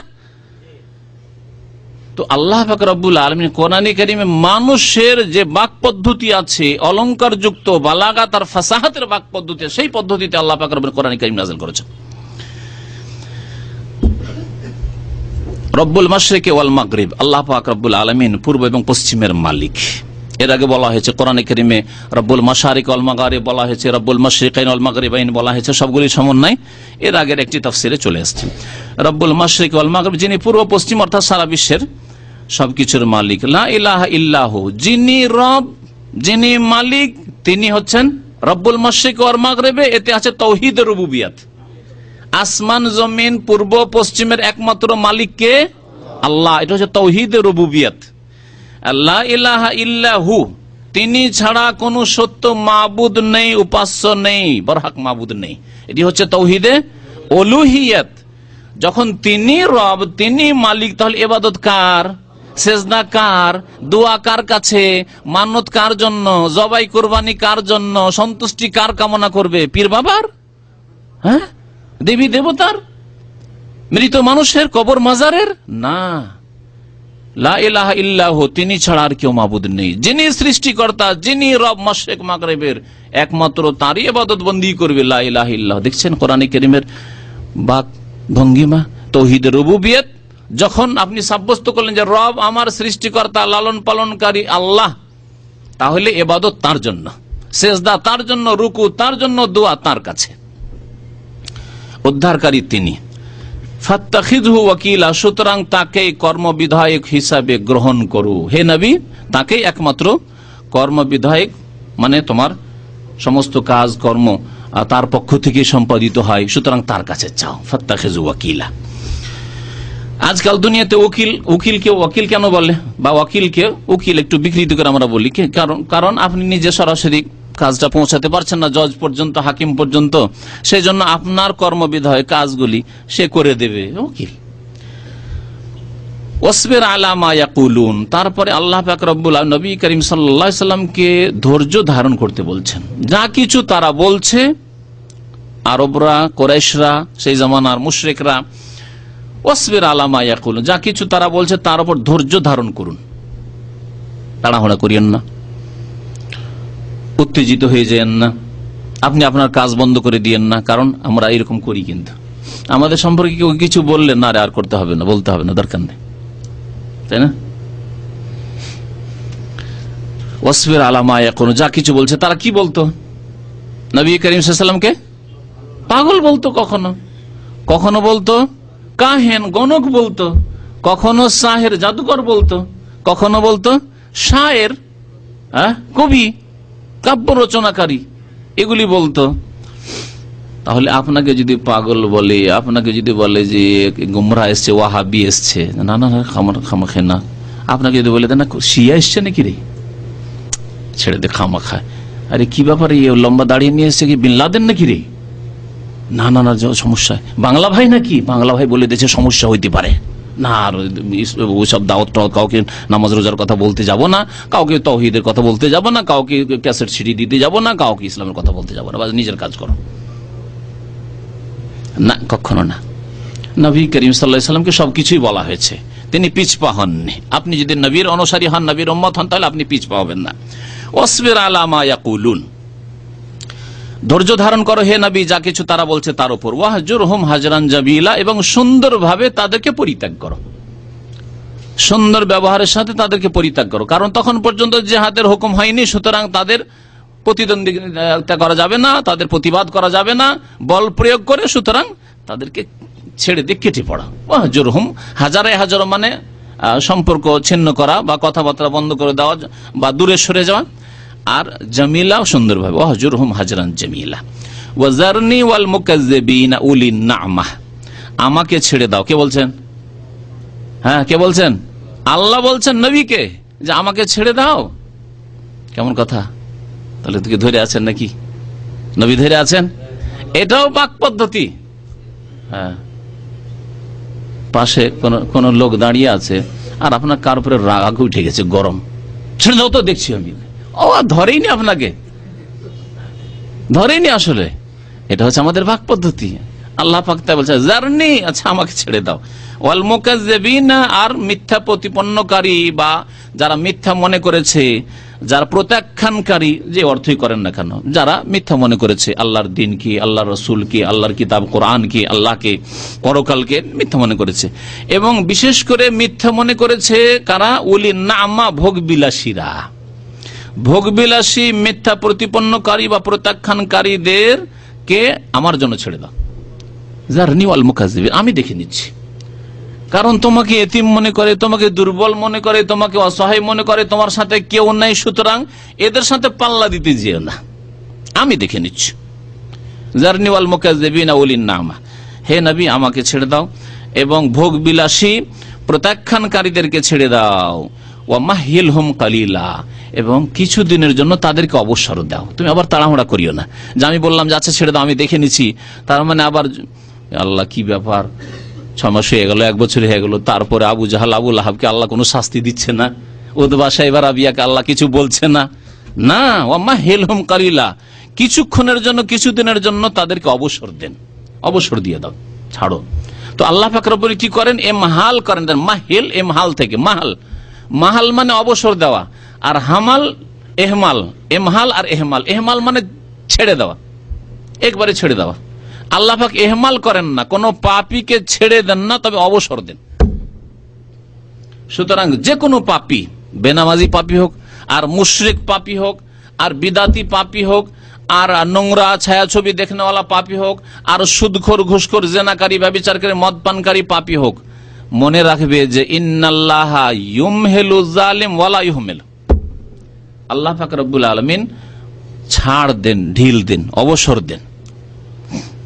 ওয়ালা ইউহমিল, আল্লাহ ছেড়ে দেন না। নবী করিম সাল্লাল্লাহু আলাইহি ওয়াসাল্লাম একটি হাদিস আছে, ইন্নাল্লাহা লা ইউমলিজ জালিম, আল্লাহ পাক জালেমদেরকে অবসর দেন, একেবারে ছেড়ে দেন না, অবসর দেন। ঠিক আছে, অবসর, অবসর। আপনি ধোকা খেয়েন না যে আমি তো খুব সুখে আছি, আমি নামাজ না পড়লে কি হবে, নামাজি এলো আমার সাথে আর আমি আসলাম, নামাজি কোথায় থেকে গেছে, খেতে পায় না, আর আমি খুব বড় লোক হয়ে গেছি। খবরদার, ইন্নাল্লাহা লা ইউমলিজ জালিম, জালেমকে আল্লাহ পাক ছাড় দেন। বড় মাছ ধরতে যারা ওই ছিপ নিয়ে যায়, আমরা ছিপ বলি, আপনারা অনেকে বনশি বলেন, হ্যাঁ, তো ওর জন্য নাকি ওরা লম্বা সুতা রাখার ছেড়ে দেয়, ও খেলাতে খেলাতে যখন নিস্তেজ হবে তখন টানতে শুরু করে। ও প্রথমখানে টানলে কিন্তু ছিঁড়ে পালিয়ে যাবে। তার মানে এই না যে এই তুলনা, মানে সার্বিক দিক থেকে তুলনা করছি, কিন্তু আল্লাহ পাক রব্বুল হিকমত, আল্লাহ পাক ছাড় দেন, কখনো যে হয়তো সংশোধন করবে, সে যেন না বলতে পারে যে আল্লাহ আমাকে তো সুযোগ দেওয়া হয়নি। একবার মুহাম্মদ সাল্লাল্লাহু আলাইহি ওয়াসাল্লাম বলেছিলেন যে কুলু লা ইলাহা ইল্লাল্লাহ তুফলিহু, একবার কোন আলেম আমাকে বলেছিল যে বেনামাজি মুসলিম থাকে না, তারপর তো আর আমাকে সুযোগ সুবিধা দেওয়া হয়নি, তারপরে তো আমাকে মেরে দিয়েছে আল্লাহ। এ কথা বলার যেন সুযোগ না থাকে, এই জন্য আল্লাহ পাক দিয়েছেন 10 বছর, 20 বছর, 30 বছর, 40 বছর পাপ করে করে করে অনেকবারই নসিহত আসলো, উপদেশ আসলো, কিন্তু সংশোধন করলেন না। আল্লাহ পাক তখন রশিটা টেনে নেন, তখন ধরে নেন। হাত্তা ইযা আখাযাহু, যখন আল্লাহ পাক তাকে ধরে নেন, লাম ইউফলিতু, তখন আর ছাড়েন না, আর ছাড়েন না। তারপরে একটি আয়াত তেলাওয়াত করলেন কোরআনে কারীমের, যে আয়াতে রয়েছে ওয়া কাযালিকা আখযু রাব্বিকা। হ্যাঁ হ্যাঁ হাফেজ সাহেব, হ্যাঁ, ইযা আখাযাল কুরা ওয়া হিয়া যালিমা ইন্না আখযাহু আলিমুন শাদীদ ওয়া কাযালিকা আখযু রাব্বিকা। এইভাবে তোমার রবের পাকড়াও আল্লাহ পাক ধরেন, ঢিল দিয়ে, অবসর দিয়ে, তারপরে ধরেন। ইযা আখাযাল কুরা, কোন জনপদকে, কোন গ্রামকে, কোন দেশকে যখন ধরেন, ধরেন না ওপেন একবারে উলঙ্গ, মহিলারা উলঙ্গ পশ্চিমা দেশ ধরেন না। এজা আখাজাল করা যখন ধরবেন, ইন্না আখাযাহু আলিমুন শাদীদ, বড়ই শক্ত হবে আল্লাহ পাক ধরবেন, বড়ই যন্ত্রণাদায়ক শাস্তি দেবেন। দুনিয়ার শাস্তি না হলে ধোঁকা খাওয়ার কিছু নাই যে দুনিয়াতে তো কোনো শাস্তি হইল না, পরকালের শাস্তি প্রতীক্ষায় আছে। মরলেই তো শাস্তি শুরু, কবরের শাস্তি শুরু, আর চিরকালের শাস্তি শুরু। তো আল্লাহ পাক রব্বুল নবী সাল্লাল্লাহু আলাইহি ওয়াসাল্লামকে ধৈর্য ধারণ করতে বলছেন এবং বলছেন যে আমার জন্য ছেড়ে দেন এই ভোগবিলাসীদেরকে, মাহিলহুম কালিলা, এবং কিছুদিন অবসর দেন। 13 বছর অবসর, 13 বছর কিছু হলো না তাদেরকে, খুব নেতৃত্ব, দাদাগিরি, আর খুব মারধর, জুলম, অত্যাচার দুর্বল অসহায় মুসলিমদের উপর। তারপরে হিজরতের পরে দ্বিতীয় হিজরিতে বদর হইল, ইয়াউমুল ফুরকান, আল্লাহ কোরআনে বললেন হক বাতিলের মাঝে ফায়সালা হয়ে গেছে। 313 জন সাহাবী মুমিনদের সামনে 1000 জন কাফের এসে তাদের 70 জন জাহান্নামে পৌঁছিল হত্যা হয়ে, আর 70 জনকে বেঁধে নিয়ে আসা হলো, বড় বড় নেতাদেরকে বেঁধে নিয়ে আসা হচ্ছে, মাত্র 313 জন লোক গিয়ে, আর তাদের কাছে কোনো অস্ত্র শস্ত্র তেমন কিছু নেই, সবারই ভালো নেই, আর তারা 70 জনকে বেঁধে নিয়ে আসছে। কি অসহায় অবস্থা, কি লজ্জাকর অবস্থা, নির্যাতিত একেবারে মক্কার কুরাইশ কাফেররা, হাইরে হায়, মুখ দেখাবার জায়গা নেই। মুহাম্মদ সাল্লাল্লাহু আলাইহি ওয়াসাল্লাম যাকে তাড়াইলাম এইভাবে, আর তার হাতে এই অপদস্থ আমরা। মাহিলহুম কালিল, আল্লাহ বলছেন অল্প সময় তুমি অবসর দাও হে নবী, তারপর দেখছি আমি আখিরাতের আযাবের কথা। তারপর আল্লাহ বলছেন ইন্না লাদাইনা আনকালাম ওয়া জাহিমা, নিশ্চয় আমার কাছে, আল্লাহ বলছেন আমার নিকট আনকালাল, নাকালের জামা হচ্ছে আনকাল। আনকাল এখানে এর অর্থ হচ্ছে শৃঙ্খল বা শিকল। শিকল কোথায় লাগানো হয়? পায়ে লাগানো হয়। নিশ্চয় আমার কাছে কি রয়েছে? আনকাল, অনেক শিকল রয়েছে, সেই শিকল আবদ্ধ করবো তাদেরকে, অ্যারেস্ট করা হবে পায়ে শিকল লাগিয়ে। ওয়া জাহিমা, এবং প্রজ্বলিত জাহান্নামের আগুন রয়েছে, জাহিম জ্বলন্ত জাহান্নামের আগুন রয়েছে। ওয়া তাআমান যা গুসসা, এমন খাদ্য রয়েছে যা গুসসা, যা গলায় আটকে যাবে, ঢোক গিলতে পারবে না, উগলেও ফেলতে পারবে না, আর ভিতরেও ঢোকাতে পারবে, যা গুসসাকে বলা হয়। ওয়া আযাবান আলিমা, এবং যন্ত্রণাদায়ক আযাব রয়েছে, প্রতীক্ষা করো, দুনিয়ায় যদি শাস্তি না দিত এগুলি রয়েছে। ইয়াউমা তারজুফুল আরদু ওয়াল জিবাল ওয়া কানাতিল জিবালু কাসীবাম মাহিলা, সেই দিনকে স্মরণ করো। ওয়া ইয়াউমা, ইয়াউমাতে নাসাব কেন হয়েছে?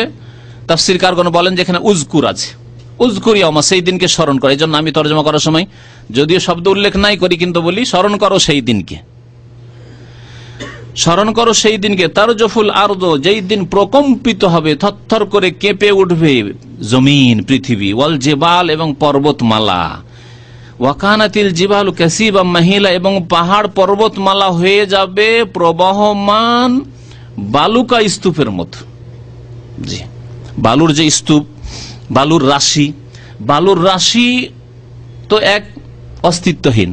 দেখেছেন এয়ারপোর্ট রোডের দিকে উঁচা উঁচা বালি আছে, আর যখন বাতাস আসছে ওখান থেকে বালি উড়ে এসে এয়ারপোর্টের রোড ভর্তি হয়ে যাচ্ছে, আর প্রতিদিন ওই বালি সরাইতে আছে লোকজন লেবারে। তো পাহাড় পর্বত কত শক্ত আর কত মজবুত, পাথর, সেই পাথরগুলির অবস্থা কেমন হবে? কাসীবাম মাহিলা, শুধু বালি নয়, বালি স্তূপ, এবং তার সাথে সাথে বহমান, বহে চলে যাচ্ছে, মনে হচ্ছে কোন অস্তিত্ব নেই, বহে চলে যাচ্ছে। বহে চলে গিয়ে পাহাড়গুলি যে উঁচা উঁচা, বিশাল উঁচা উঁচা পাহাড় পর্বত, হিমালয় চলে, কিছুই নেই। জমিন কি হয়ে যাবে? কোরআনে কারিমে যেমন বলেছেন সমতল, কান সাফসাফা, একেবারে সাদা আর সমতল হয়ে যাবে। লা তারা ফিহা ইওয়াজা ওয়ালা আমাতা, না উঁচা আছে না নিচা আছে, সবকিছু দেখা যাবে। আল্লাহ পাক এরকম জমিন সৃষ্টি করবেন। এই জমিন ধ্বংস করার পরে তারপরে সেখানে এই জন্য সকলকে দেখতে পাবে কিয়ামতের দিনে, একে অপরকে, কোটি কোটি মানুষ হাসরের মাঠে সকলকে দেখবে। ইন্না আরসালনা ইলাইকুম রাসূলান শাহিদান আলাইকুম কামা আরসালনা ইলা ফিরআউনা রাসূলা। তারপরে আল্লাহ পাক রব্বুল আলামিন বলছেন আরবদেরকে প্রথম সম্বোধন, কারণ নবী সাল্লাল্লাহু আলাইহি ওয়াসাল্লাম আরবদের মাঝে এসেছেন, মক্কা এসেছেন, আর তারপরে সম্বোধন সারা বিশ্বের মানুষকে। আল্লাহ বলছেন কি, ইন্না আরসালনা ইলাইকুম রাসূলা, নিশ্চয় আমি তোমাদের মাঝে একজন রাসূল প্রেরণ করেছি, তার নাম কি? মুহাম্মদ সাল্লাল্লাহু আলাইহি ওয়াসাল্লাম। শাহিদান আলাইকুম, যিনি তোমাদের ওপর সাক্ষী স্বরূপ, সাক্ষী করে পাঠিয়েছে। কাল কিয়ামতে তার সাক্ষী নেব যে ইয়া মুহাম্মদ হাল বাল্লাগতা, তুমি তাদেরকে তাবলীগ করেছিলে, পৌঁছেছিলে দিনের কথা, তাওহীদের কথা, সুন্নতের কথা, আল্লাহর রাস্তার কথা, পরকালের কথা জানিয়েছিলে, 5 ওয়াক্ত নামাজের কথা জানিয়েছিলে, ঈমান আমলের কথা জানিয়েছিলে। হাল বাল্লাগত, তোমাদের বিরুদ্ধে তিনি সাক্ষী দেবে, হ্যাঁ আল্লাহ পৌঁছে দিয়েছে, আল্লাহ পৌঁছে দিচ্ছে।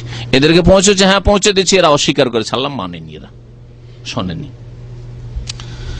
কামা আরসালনা ইলা ফিরআউনা রাসূলা, যেমন আমি ফিরআউনের কাছে একজন রাসূলকে পাঠিয়েছিলাম, তার নাম মূসা আলাইহিস সালাম। ফাআসা ফিরআউনুর রাসূলা, অতঃপর ফিরআউন সেই রাসূলের, আর রাসূল এখানে আলিফ লাম নির্দিষ্ট রাসূল, সেই রাসূলের কি করেছিল? নাফরমানি করেছিল, বিরুদ্ধাচরণ করেছিল। ফাআখাযনাহু আখযাম ওয়াবিলা, তখন আমি তাকে অর্থাৎ ফেরাউনকে এবং তাদের অনুসারীকে, ফেরাউনকে বিশেষ নেতার কথা বলা হয়েছে, ফেরাউনকে আমি বড় শক্ত আযাবে পাকড়াও করেছিলাম। ওয়াবিলা মানে শাদীদা আলিমা, শক্ত আযাবে আমি পাকড়াও করেছিলাম। ফেরাউনের কাছে মূসা আলাইহিস সালামকে পাঠিয়েছেন আল্লাহ পাক রব্বুল আলামিন। নবী করিম সাল্লাল্লাহু আলাইহি ওয়াসাল্লামের প্রেরণকে মূসা আলাইহিস সালামের সাথে তুলনা করলেন কেন? এই জন্য যে বনি ইসরায়েলদের মধ্যে সবচেয়ে বড় নবী হচ্ছেন মূসা আলাইহিস সালাম, এবং মূসা আলাইহিস সালামের উম্মত অনেক বড়। মূসা আলাইহিস সালামকে আল্লাহ পাক বড় জালেমের কাছে পাঠিয়েছেন। বড় জালেম যে আচরণ করেছিল সে আচরণ মানব জাতির ইতিহাসের সামনে আছে, এবং বড় জালেমকে আল্লাহ কিভাবে ধ্বংস করেছিলেন, ফিরআউনকে ডুবিয়ে, তাও এবং তার সেনাবাহিনীকে, তার ক্ষমতাকে কিভাবে নিশ্চিহ্ন করেছিলেন, তাও লোকের সামনে আছে সেই ঘটনা। সুতরাং হে মক্কার লোকেরা, কুরাইশরা, আল্লাহ বলছেন হে মানব জাতি, হে শেষ উম্মত, তোমরা যদি নবী করিম সাল্লাল্লাহু আলাইহি সাল্লামের সাথে ফিরআউনের আচরণ করো, যেমন মুসার সাথে ফিরআউন আচরণ করেছে, বিরুদ্ধাচরণ করেছে, অহংকার করেছে, ঈমান নিয়ে আসেনি, জুলম অত্যাচার করেছে, বাড়াবাড়ি করেছে, আল্লাহ পরকালে বিশ্বাস করেনি, তাহলে তোমাদের সাথে সে আচরণই করা হবে। ফিরআউনের মতো তোমাদেরকে ধ্বংস করা, আসমানে আযাব দিয়ে, না হয় জমিনে আযাব দিয়ে, নদীর আযাব দিয়ে, বিভিন্ন রকম আযাব দিয়ে তোমাদেরকে ধ্বংস করা হবে, আর না হয় জিহাদের ময়দানে তোমাদেরকে ধ্বংস করা হবে। ফাকাইফা তাত্তাকুনা ইন কাফারতুম ইয়াওমা ইয়াজআলুল বিলদানা শিবা।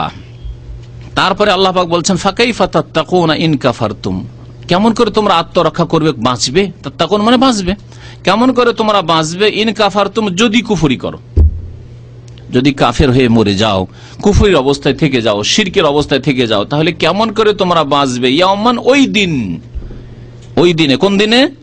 কিয়ামতের দিনে। ইয়াজআলুল বিলদানা শিবা, যেই দিন বালকদেরকে বা কিশোরদেরকে, ওয়ালিদের জামা হচ্ছে উইলদান, ওয়ালাদের জামা হচ্ছে আওলাদ, ওয়ালাদের জামা অনেকে ভুল করে বলে, ওয়ালাদের জামা উইলদান নয়, ওয়ালাদের জামা হচ্ছে আওলাদ, সন্তান সন্ততি, আর ওয়ালিদ, ওয়ালিদ মানে শিশু, আর ওয়ালিদের জামা হচ্ছে উইলদান, অনেকের নাম রাখে উইলদান, বহু বচন।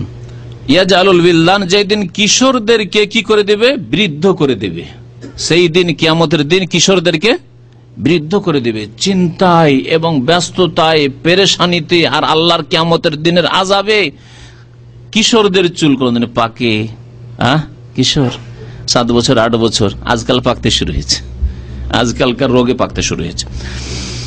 কিয়ামতের দিনে সেই দিন কিশোরের চুল পেকে যাবে, কিশোরকে বৃদ্ধ করে দেবে।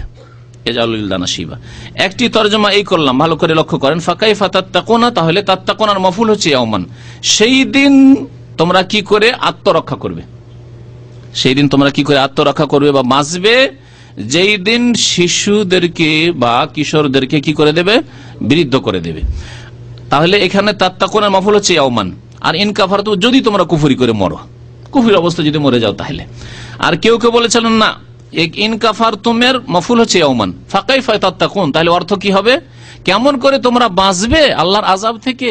ইন কাফারতুম ইয়াওমান, সেই দিনকে যদি অস্বীকার করো, সেই দিনকে যদি অস্বীকার করো, সেই দিন থেকে বাঁচো এর কথা নয়, সেই দিন অস্বীকার করো যেই দিন কিশোরদেরকে কি করে দেবে, বৃদ্ধ করে দেবে।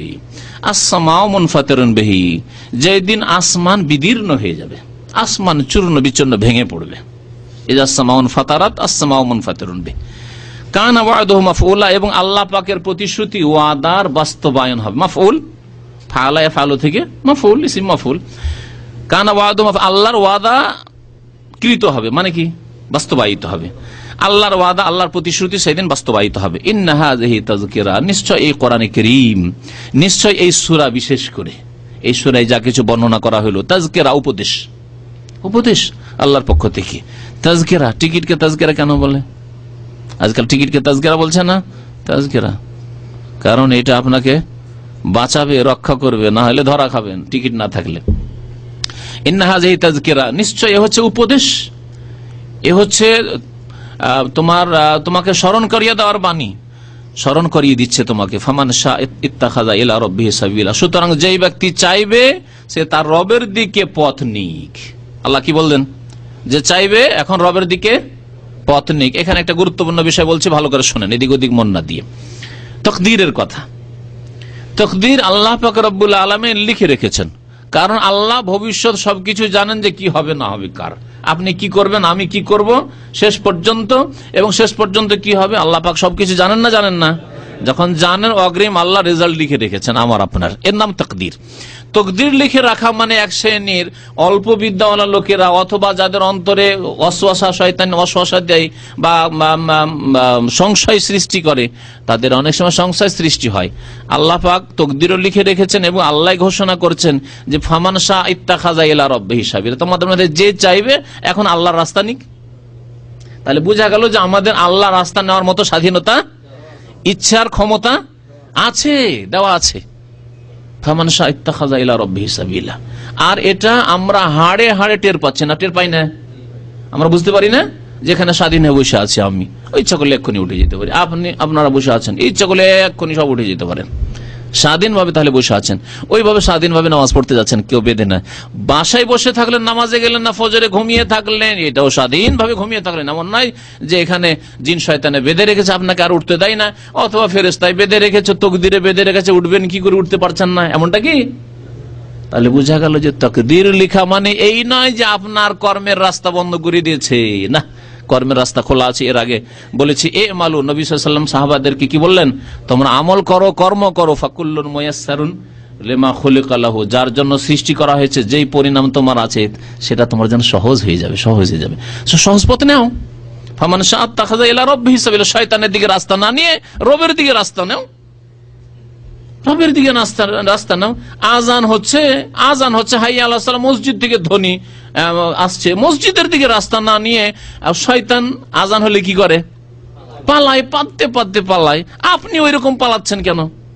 ঘরে দিয়ে উঠছেন, দোকান বন্ধ করে দিয়ে ভিতরে ঢুকে থেকে যাচ্ছেন, হ্যাঁ, বিল্ডিং এ গিয়ে উঠলেন, পাকশাক শুরু করে দিলেন কেন? আপনি নিজের ইচ্ছায় করেন। ফামান শাআ ইত্তাখাযা ইলা রাব্বিহি সাবিলা, যে চাইবে রবের রাস্তা নিক, আর যে চাইবে শয়তানের রাস্তা নিক, জাহান্নামে যাক। আল্লাহ পাক তাহলে স্বাধীনতা দিয়েছেন, তাকদীরও লেখা আছে এবং আল্লাহ পাক স্বাধীনতা দিয়েছেন। আর মানুষের স্বাধীনতা আল্লাহ পাক রব্বুল আলামিনের স্বাধীনতার আওতাভুক্ত। ওয়া মা তাশাউনা ইল্লা আইয়াশা আল্লাহু রব্বুল আলামিন, স্বাধীনতা আমাদের আল্লাহ পাক দিয়েছেন, কিন্তু আল্লাহ পাকের স্বাধীনতার বিরুদ্ধে আমরা যেতে পারি, আল্লাহ পাক রব্বুল আলামিনের ইচ্ছার বিরুদ্ধে আমরা যেতে পারি। সুতরাং আল্লাহ পাক রব্বুল স্বাধীনতার আওতাতে আছে। কারণ যদি কেউ মনে করে যে আমার স্বাধীনতা আছে, এত স্বাধীনতা যে আল্লাহ ইচ্ছা না করলে আমি চলে যেতে পারি, তাহলে আল্লাহ তার কাছে অক্ষম হয়ে যায়। হ্যাঁ, ওমা কান আল্লাহু লিইউজিজাহু মিন শাই, আল্লাহ পাককে কেউ অক্ষম করতে পারে না। ওয়া আন্না জানান্না আল্লাহ নুজিজাল্লাহ ফিল আরদ, পৃথিবীতে আল্লাহ পাক রব্বুল আলামিনকে আমরা পরাস্ত করতে পারি না, হারাতে পারি না, অপারগ করতে পারি না। আল্লাহ সর্বশক্তিমান। সুতরাং আল্লাহ পাক রব্বুল ইচ্ছার আন্ডারে আমরা আছি। ঠিক ওই রকমই যেমন আমাদের প্রত্যেকের ভিটে মাটি আছে, জমি জায়গা আছে, কিন্তু আমাদের উপরে আবার সরকার গোটা দেশের মালিক হয়ে বসে আছে, না? নেই? আপনি বলবেন যে আপনার ওই বাড়ি বা আপনার ওই গ্রামটার মালিক সরকার নয়? হ্যাঁ, সরকারের স্বাধীনতা বা ক্ষমতার আওতাভুক্ত আপনি নন? অবশ্যই। তাহলে দুনিয়ার ছোট একটা মানুষ, 3.5 হাতের মানুষ, আপনার চাইতে দুর্বল, হয়তো রুগী, আর সে নেতা হয়ে গেছে, সেজন্য মনে করছে রে আমার উপরে আছে রে। হ্যাঁ, তাহলে আল্লাহ পাক রব্বুল বিশ্বজাহানের মালিক, রব্বুস সামাওয়াতি ওয়াল রব্বুল মাশরিক ওয়াল মাগরিব, যিনি সবকিছুর মালিক, তার ইখতিয়ার আপনার উপর নেই, তার ক্ষমতা আপনার উপর নেই, আছে, কিন্তু আপনাকে আল্লাহ স্বাধীনতা দিয়েছে।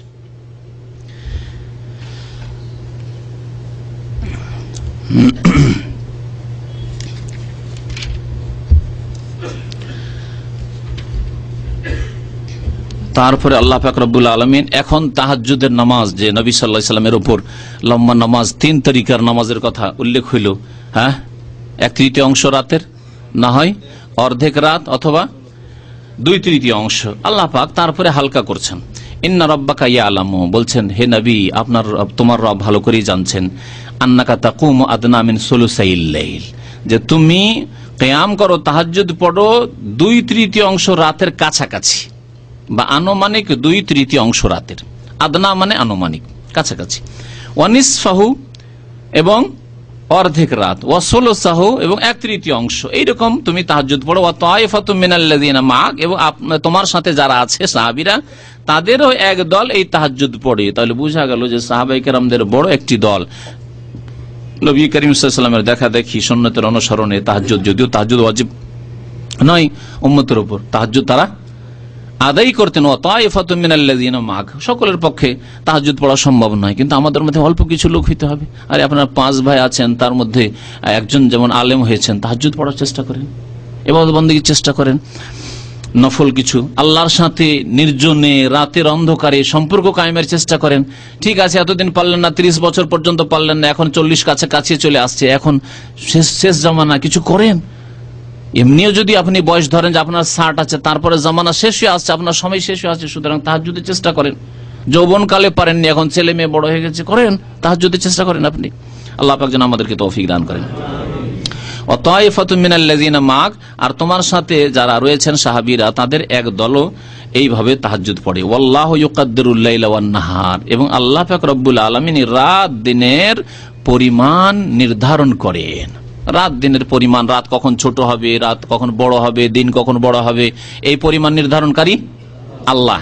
তারপর এখানে আরেকটি বিষয় বলা হয়েছে যে সেই জামানায় না ছিল ঘড়ি, আর না ছিল সময় একেবারে ঠিকভাবে মানে পরিমাপ করার কোন যন্ত্র। সেই সময় যদি বলা হয় 1/3 তোমাকে পুরা করতে হবে, অর্ধেক রাত করতে হবে, 2/3 অংশ করতে হবে, কত কষ্টকর। আজকাল সহজ, ঘড়ি দেখে ভাগ করে নিবে, রাতকে ভাগ করে নিয়ে 1/3, হাফ, 2/3 ইত্যাদি করে দিলেন আপনি, 2/3 অংশ, অর্ধেক, 1/3 অংশ করে দিলেন। কিন্তু সেই জামানায় বড় মুশকিল ছিল। তাই আল্লাহ পাক বলছেন যে দেখো, এইভাবে হিসাব করে ইবাদতবন্দি করা একটা মুশকিল কাজ, সুতরাং আল্লাহ তোমাদের জন্য হালকা করছেন। আলেমা আল্লান তুহসু, আল্লাহ ভালোই করে জানছে যে তোমরা তার হিসাব রাখতে পারবে না। কতক্ষণ হইল, 1/3 অংশ হইল না 2 ঘন্টা হইল না 3 ঘন্টা হইল, হিসাব রাখা মুশকিল বিনা ঘড়িতে সেই জামানায়। ফাতাবা আলাইকুম, সুতরাং আল্লাহ তোমাদের তওবা কবুল করছেন, আল্লাহ তোমাদের দিকে ফিরছেন। তাবা মানে ফিরাও হয়, আল্লাহ তোমাদের দিকে ফিরছেন মানে রহমতের দৃষ্টি দিচ্ছেন। সুতরাং কি করো, ফাকরাউ মা তায়াসসারা মিনাল কোরআন, কোরআন থেকে যা সহজ তাই পাঠ করো। এখানে কোরআন বলে, কিরাত বলে নামাজকে উদ্দেশ্য করা হয়েছে, নামাজকে উদ্দেশ্য করা হয়েছে। ফাকরাউ মা তায়াসসারা মিনাল কোরআন মানে যতটা নামাজ পড়ার এবং নামাজ যতটা তেলাওয়াত করার তা করো। আর তার সাথে সাথে কোরআনের যা সহজ হয়, যে সূরা সহজ সেটাও পড়ো, সেটা অর্থ এখানে আছে। ফাকরাউ মা তায়াসসারা মিনাল কোরআন, কোরআন থেকে যা সহজ সাধ্য তাই তোমরা তেলাওয়াত করো, যতটুকু। 1/3 অংশ পুরা করতে হবে, অর্ধেক পুরা করতে হবে, বা 2/3 অংশ পুরা করতে হবে না, এমন কিছু না, হালকা করে দিয়েছেন আল্লাহ পাক। আলেমান, আচ্ছা, তারপরে আল্লাহ পাক কারণও বয়ান করছেন যে কেন আমি হালকা করলাম। লাজিম 3 ঘন্টা অবশ্যই তোমাকে তাহাজ্জুদ পড়তে হবে হে নবী, 4 ঘন্টা তাহাজ্জুদ পড়তে হবে, 5 ঘন্টা, 6 ঘন্টা তাহাজ্জুদ পড়তে হবে, কেন করলাম না, কেন হালকা করলাম? 3টি কারণ আল্লাহ পাক উল্লেখ করেছেন, আর বাকি কারণগুলি তার মধ্যে চলে আসবে। আল্লাহ বলছেন আলেমা আন সায়াকুনু মিনকুম মারদা, আল্লাহ ভালোই করে জানছেন যে তোমাদের মধ্যে কিছু লোক অসুস্থ হতে পারে। অসুস্থ লোক 4 ঘন্টা কি করে তাহাজ্জুদ পড়বে, 3 ঘন্টা কি করে তাহাজ্জুদ পড়বে, 1/3 অংশ। সুতরাং যথাসাধ্য, অসুস্থ ঠিক আছে, আধা ঘন্টা 1 ঘন্টা, অল্প কিছু। একটি কারণ হচ্ছে অসুস্থ হওয়া, কেউ অসুস্থ হইতে পারে, সুতরাং আল্লাহ সময় নির্ধারণ করে দিলেন না যে ওই 3 রকমের একরকম তাহাজ্জুদ হইতে হবে, বরং যতটা পারো তাহাজ্জুদ পড়ো। আর আরেকটি কারণ হচ্ছে হালকা করার, ওয়া আখারুনা ইয়াযরিবুনা ফিল আরদি ইয়াবতাগুনা মিন ফাদলিল্লাহ, আর কিছু লোকেরা রয়েছেন যারা ইয়াযরিবুনা ফিল আরদি মানে ইউসাফিরুনা ফিল আরদ, দারাবা মানে শুধু মারা হয় না। আর সাধারণ মানুষ দারাবা মানে কি জানেন, মার দেওয়া। যারা মানে মারা হয়, যারা মানে সফর করে, এখানে সফরের অর্থে আছে। হ্যাঁ, আর জারাবা মানে দৃষ্টান্ত বয়ান করা, উদাহরণ বয়ান করা। জারাবাল্লাহ মাসালান, আল্লাহ দৃষ্টান্ত বয়ান করেছেন, বয়ান করার অর্থে। 3 অর্থে কোরআন কারিমে জারাবা ব্যবহার হয়েছে। ওয়া আখারুনা ইয়াযরিবুনা ফিল আরদ, আর কিছু লোকের রয়েছে যারা জমিনে পৃথিবীতে কি করে, ভ্রমণ করে, সফর করে, কি উদ্দেশ্যে? ইয়াবতাগুনা মিন ফাদলিল্লাহ, আল্লাহর অনুগ্রহ, রুজি রিজিক সন্ধান করার জন্য, ব্যবসা বাণিজ্যের জন্য এসেছে বা চাকরির জন্য এসেছে, সফরে আছে, ওই সময় যদি তাহাজ্জুদ পড়া জরুরি হয় 1/3 পড়বে। সেই জন্য এটা একটা কারণ তাহাজ্জুদকে হালকা করে দেওয়া। ঠিক আছে, সফরে আছো, তাহাজ্জুদ না পড়লেও তুমি বাড়িতে যদি পড়া অভ্যাস থাকে, তাহলে ওই যে সফরে যে কদিন থাকলেন তার নেকি আপনি তাহাজ্জুদের পেতে থাকবেন। যেমন নবী করিম সাল্লাল্লাহু আলাইহি ওয়াসাল্লাম বলেছেন, কোন ব্যক্তি যদি অসুস্থ হয়ে যায় অথবা সফর করে আর তার অভ্যাস ছিল তাহাজ্জুদ পড়ার, তাহলে যতদিন সে সফরে থাকবে, যতদিন সে অসুস্থ থাকবে, ততদিন তাহাজ্জুদের নেকি পেতে থাকবে। মা কানা ইয়ামালু সাহিহান মুকিমান, সুস্থ অবস্থায় এবং মুকিম অবস্থায় যে আমলগুলি করতো সেই আমলগুলি সব নাকি সফর অবস্থায় আর অসুস্থ অবস্থায় পেতে থাকবে ইনশাআল্লাহ তাআলা। আল্লাহ যেন আমাদেরকে তৌফিক দান করেন। তৃতীয় কারণ আল্লাহ বয়ান করছেন, ওয়া আখারুনা ইউকাতিলুনা ফি সাবিলিল্লাহ, আর কিছু লোকেরা আছে যারা আল্লাহর রাস্তায় জিহাদ করবে, সংগ্রাম করবে। তা আল্লাহর রাস্তায় জিহাদ করতে গেলে বড়ই কষ্টের সফর এবং কষ্টের বিষয়, সুতরাং সেখানে গিয়ে কি করে তাহাজ্জুদ পড়বে 1/3, 2/3 অথবা অর্ধেক রাত। সুতরাং এটি একটি কারণ তোমাদের তাহাজ্জুদকে হালকা করে দেওয়ার, যে যথাসাধ্য তাহাজ্জুদ পড়ে। এখন ফাকরাউ মা তায়াসসারা মিনহু, সুতরাং বলছেন ফাকরাউ মা তায়াসসারা মিনহু, সুতরাং যথাসাধ্য তোমরা তিলাওয়াত করো, কিরাত করো, মানে যথাসাধ্য তোমরা তাহাজ্জুদ পড়ো। এখানে তাহাজ্জুদের অর্থ নেওয়া হয়েছে। আর কি করো? এখন নামাজের বিধান চলে এসেছে, মেরাজ হয়ে গেছে, নামাজের বিধান চলে এসেছে, বলছে ওয়া আকিমুস সালাহ, 5 ওয়াক্ত নামাজ কায়েম করো। তাহাজ্জুদ যদি নাও পড়তে পারো, অসুস্থতার কারণে, সফরের কারণে, ব্যবসা বাণিজ্যের ব্যস্ততার কারণে, চাকরি ডিউটির কারণে, এগুলি তার মধ্যে চলে আসবে। রুজি রিজিক হাসিল করা, অথবা আল্লাহর রাস্তায় জিহাদের কারণে, অথবা দাওয়াতের কারণে, দাওয়াতের কাজে, দিনের দাওয়াতের স্বাদ, মানুষকে সঠিক রাস্তা দেখার জন্য এত ব্যস্ত আপনি থাকেন যে ক্লান্ত হয়ে পড়েন, তারপরে আপনার পক্ষে তাহাজ্জুদ পড়া হয়তো সম্ভব হয় না। তবে মনে রাখবেন যে দুটোকে জমা করার চেষ্টা করবেন। সাদ্দিদু ওয়া কারিবু, কিছু তাহাজ্জুদের অংশ থাক আর কিছু দাওয়াতের অংশ থাক। আল্লাহর দিনের জন্য দাওয়াত দিচ্ছেন, যখন আপনি সূরা মুদাসসির আমল দাওয়াত দিচ্ছেন, ওটা যেমন ইবাদত আপনার নেকি, তেমনি আপনার ব্যক্তি জীবনে রাতের অন্ধকারে ইবাদতের কিছু অংশ আপনার রাখার চেষ্টা করেন যাতে তাহাজ্জুদ থাকে। এমন নয়, যেমন এক শ্রেণীর আলেমরা আছে, মাদ্রাসার বড় বড় শিক্ষক, সাইকুল হাদিস অথবা হাদিস পড়াচ্ছে, ফিকহ পড়াচ্ছে, তাফসীর পড়াচ্ছে, নফল ইবাদত বন্দেগী নাই, ঘাটতি এটি। আর এক শ্রেণীর লোকের আছে তাহাজ্জুদে তো মাশাআল্লাহ খুব ভালো, কিন্তু এলেম নাই, এলেম চর্চা নাই, এলেমকে বাড়াবার চেষ্টা করলো না।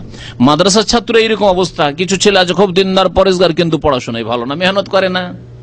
আবার কিছু ছেলে আছে পড়াশোনায় মেধা শক্তি মাশাআল্লাহ ভালো, ভালো রেজাল্ট, ফলাফল, কিন্তু নামাজ ফরজটাই কোন রকম টেনে টেনে পড়ে হয়তো, আর বাকি কোন নফল ইবাদত বন্দেগীর জন্য যত্নবান নয়। না, এইরকম হলে চলবে না, দুটোকে জমা করার চেষ্টা করতে হবে। সূরা মুজাম্মিলের শিক্ষা এবং সূরাতুল মুদাসসির শিক্ষা দুটোকে যদি আমরা জমা করি, ব্যক্তি জীবনের ঈমান আমলকে উন্নত করার চেষ্টা করব এবং আমরা অন্যদের কি করে উপকৃত করতে পারি সহিহ দাওয়াতের মাধ্যমে, সঠিক শিক্ষা দেওয়ার মাধ্যমে, কোরআন এবং হাদিসের প্রসারের মাধ্যমে, সেটারও আমরা চেষ্টা করব। আল্লাহ পাক যেন তৌফিক দান করেন। ফাকরাউ মা তায়াসসারা মিনহু, যা সহজ সাধ্য তোমাদের জন্য তাই তেলাওয়াত করো, মানে যতটা তোমাদের তাহাজ্জুদ পড়া সম্ভব তাই পড়ো। ওয়া আকিমুস সালাহ, এবং 5 ওয়াক্ত নামাজ কায়েম করতে থাকো। ওয়া আতুজ যাকাত, এবং যাকাত প্রদান করো, যাকাত প্রদান করো। এই সূরা মুজাম্মিল হচ্ছে মক্কি সূরা, আগে বলেছি যে মক্কায় নাযিল হয়েছে। যাকাতের হুকুম তাহলে মক্কায় নাযিল হয়েছে না মদিনায়? আয়াত দিয়ে বলে দিলেন, তাই না?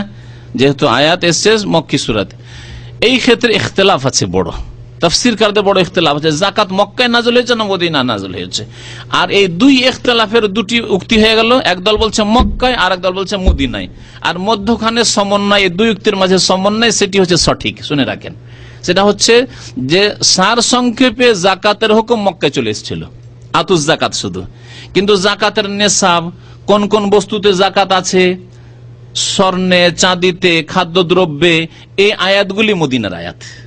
সুতরাং যাকাতের তাফসীর এইরকমই নবী সাল্লাল্লাহু আলাইহি হাদিসে যে নেশাব আছে, ছাগলের নেশাব কত, গরুর নেশাব কত, উটের নেশাব কত, চাঁদির নেশাব কত, স্বর্ণের নেশাব কত, কিসে কিসে যাকাত, কতটা পরিমাণ হইলে ইত্যাদি, এসব যে কতটা লাগবে 2.5%। আবার ওসর, আর যদি খাদ্যদ্রব্য হয় বিনা সেচের তাহলে 10 ভাগে 10 মণে 1 মণ, আর যদি সেচ করা হয় যাতে কষ্ট করতে হচ্ছে, খরচ করতে হচ্ছে, তাহলে 20 মণে 1 মণ, নিসফুল ওসর। এই সব মাসলা মাসাইলগুলি তফসিল কোথায় নেমেছে? মদিনায় নাজিল হয়েছে। তাহলে দুই যে তাফসীরকারদের বা মুহাদ্দিসিনদের উক্তি আছে, তার মধ্যে আইমায়ে কেরামদের উক্তির সমন্বয় হয়ে যাবে।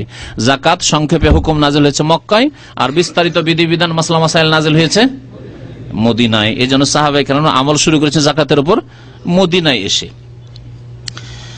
ওয়া আতুজ যাকাত। আর একটি বিষয় এখানে আরো উল্লেখ করার, যে আল্লাহ পাক রব্বুল একটু আগে বললেন যে তোমরা তাহাজ্জুদ কায়েম করতে পারবে না, তার ওজরের মধ্যে একটি ওজর হচ্ছে যে তোমরা হয়তো আল্লাহর রাস্তায়, তোমাদের মধ্যে কিছু লোক আছে ওয়াখারুনা ইউকাতিলুনা ফি সাবিলিল্লাহ, আল্লাহর রাস্তায় জিহাদ করবে। প্রশ্ন আবার উঠে যে মক্কা থেকে জিহাদ নাযিল হয়েছিল? মক্কাতে জিহাদের হুকুম নাযিল হয়েছিল? বরং নিষেধ ছিল। মক্কাতুল মুকাররমায় যখন মুসলিমরা কমজোর দুর্বল ছিলেন, তখন অস্ত্র ধারণ করা, বল প্রয়োগ করা, জালেমদের বিরুদ্ধে, জালেম জুলুম করছে, মার খাচ্ছ, মার খেয়ে থাকো, মারছে তুমি মারিও না, এই হুকুম ছিল। উটের ভুড়ি চাপিয়ে যখন দিল মক্কার কাফেররা, তখন একজন সাহাবী কি ছিলেন না যে কমপক্ষে যদি সরাসরি গিয়ে না মারতে পারি তো পিছন দিক থেকে গিয়ে আঘাত করে মেরে দেবো, আত্মঘাতী হামলা করে দেবো, অথবা মেরে দিয়ে টান দেবো, পালিয়ে যাবো এখান থেকে? পারতেন না? পারতেন, কিন্তু কেন করেননি? একটি কোন নজির আছে যে মক্কায় কোন সাহাবী কোন কাফের গায়ে হাত দিয়েছেন? কোন কাফের গায়ে হাত দেননি। মদিনায় এসে বদর, ওহদ, খন্দক, খায়বার, মুতা, তবুক এগুলি হয়েছে। রহস্য কি ছিল বলেন? একজনকে যদি মারা হইতো, দেখেন, দেখতে হবে যেন লাভ লস দেখতে হবে। আজকাল এক শ্রেণীর লোকেরা একটু কিছু শিখলেই ও লাফাতে শুরু করছে। লাভ লস দেখতে হবে যে এখানে আবু জাহলকে যদি মেরে দিই, আবু জাহল না মিটিং করে হুকুম দিয়েছে, যাতরে কে পারবে যে ওই উটের ভুড়িটা ওখানে পড়ে আছে উঠিয়ে নিয়ে গিয়ে, কে ওই মোহাম্মদ দেখো নামাজ পড়ছে, ওর ঘাড়ের ওপর কে চাপিয়ে আসতে পারবে? উকবা বিন আবি মুআইত বলছে আশকাল কম বদবখত, বলছে যে আমি পারবো, চলল।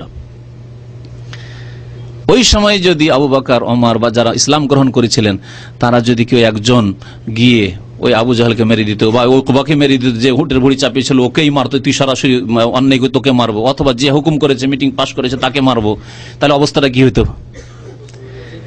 যে কজন মুসলিম আছে সবকে ধরে ধরে জবাই করে দেওয়া হয়তো, রাসূলুল্লাহ সাল্লাল্লাহু আলাইহি ওয়াসাল্লামকে শেষ করে দেওয়া হয়তো, সবকিছু শেষ করে দেওয়া হয়তো। তাহলে আর বদর, ওহর আর মক্কা বিজয়ের স্বপ্ন দেখতে হইতো না, আর মদিনা ইসলামিক স্টেট কায়েম হবে এর স্বপ্ন দেখতে হইতো না, সব শেষ হয়ে যেত।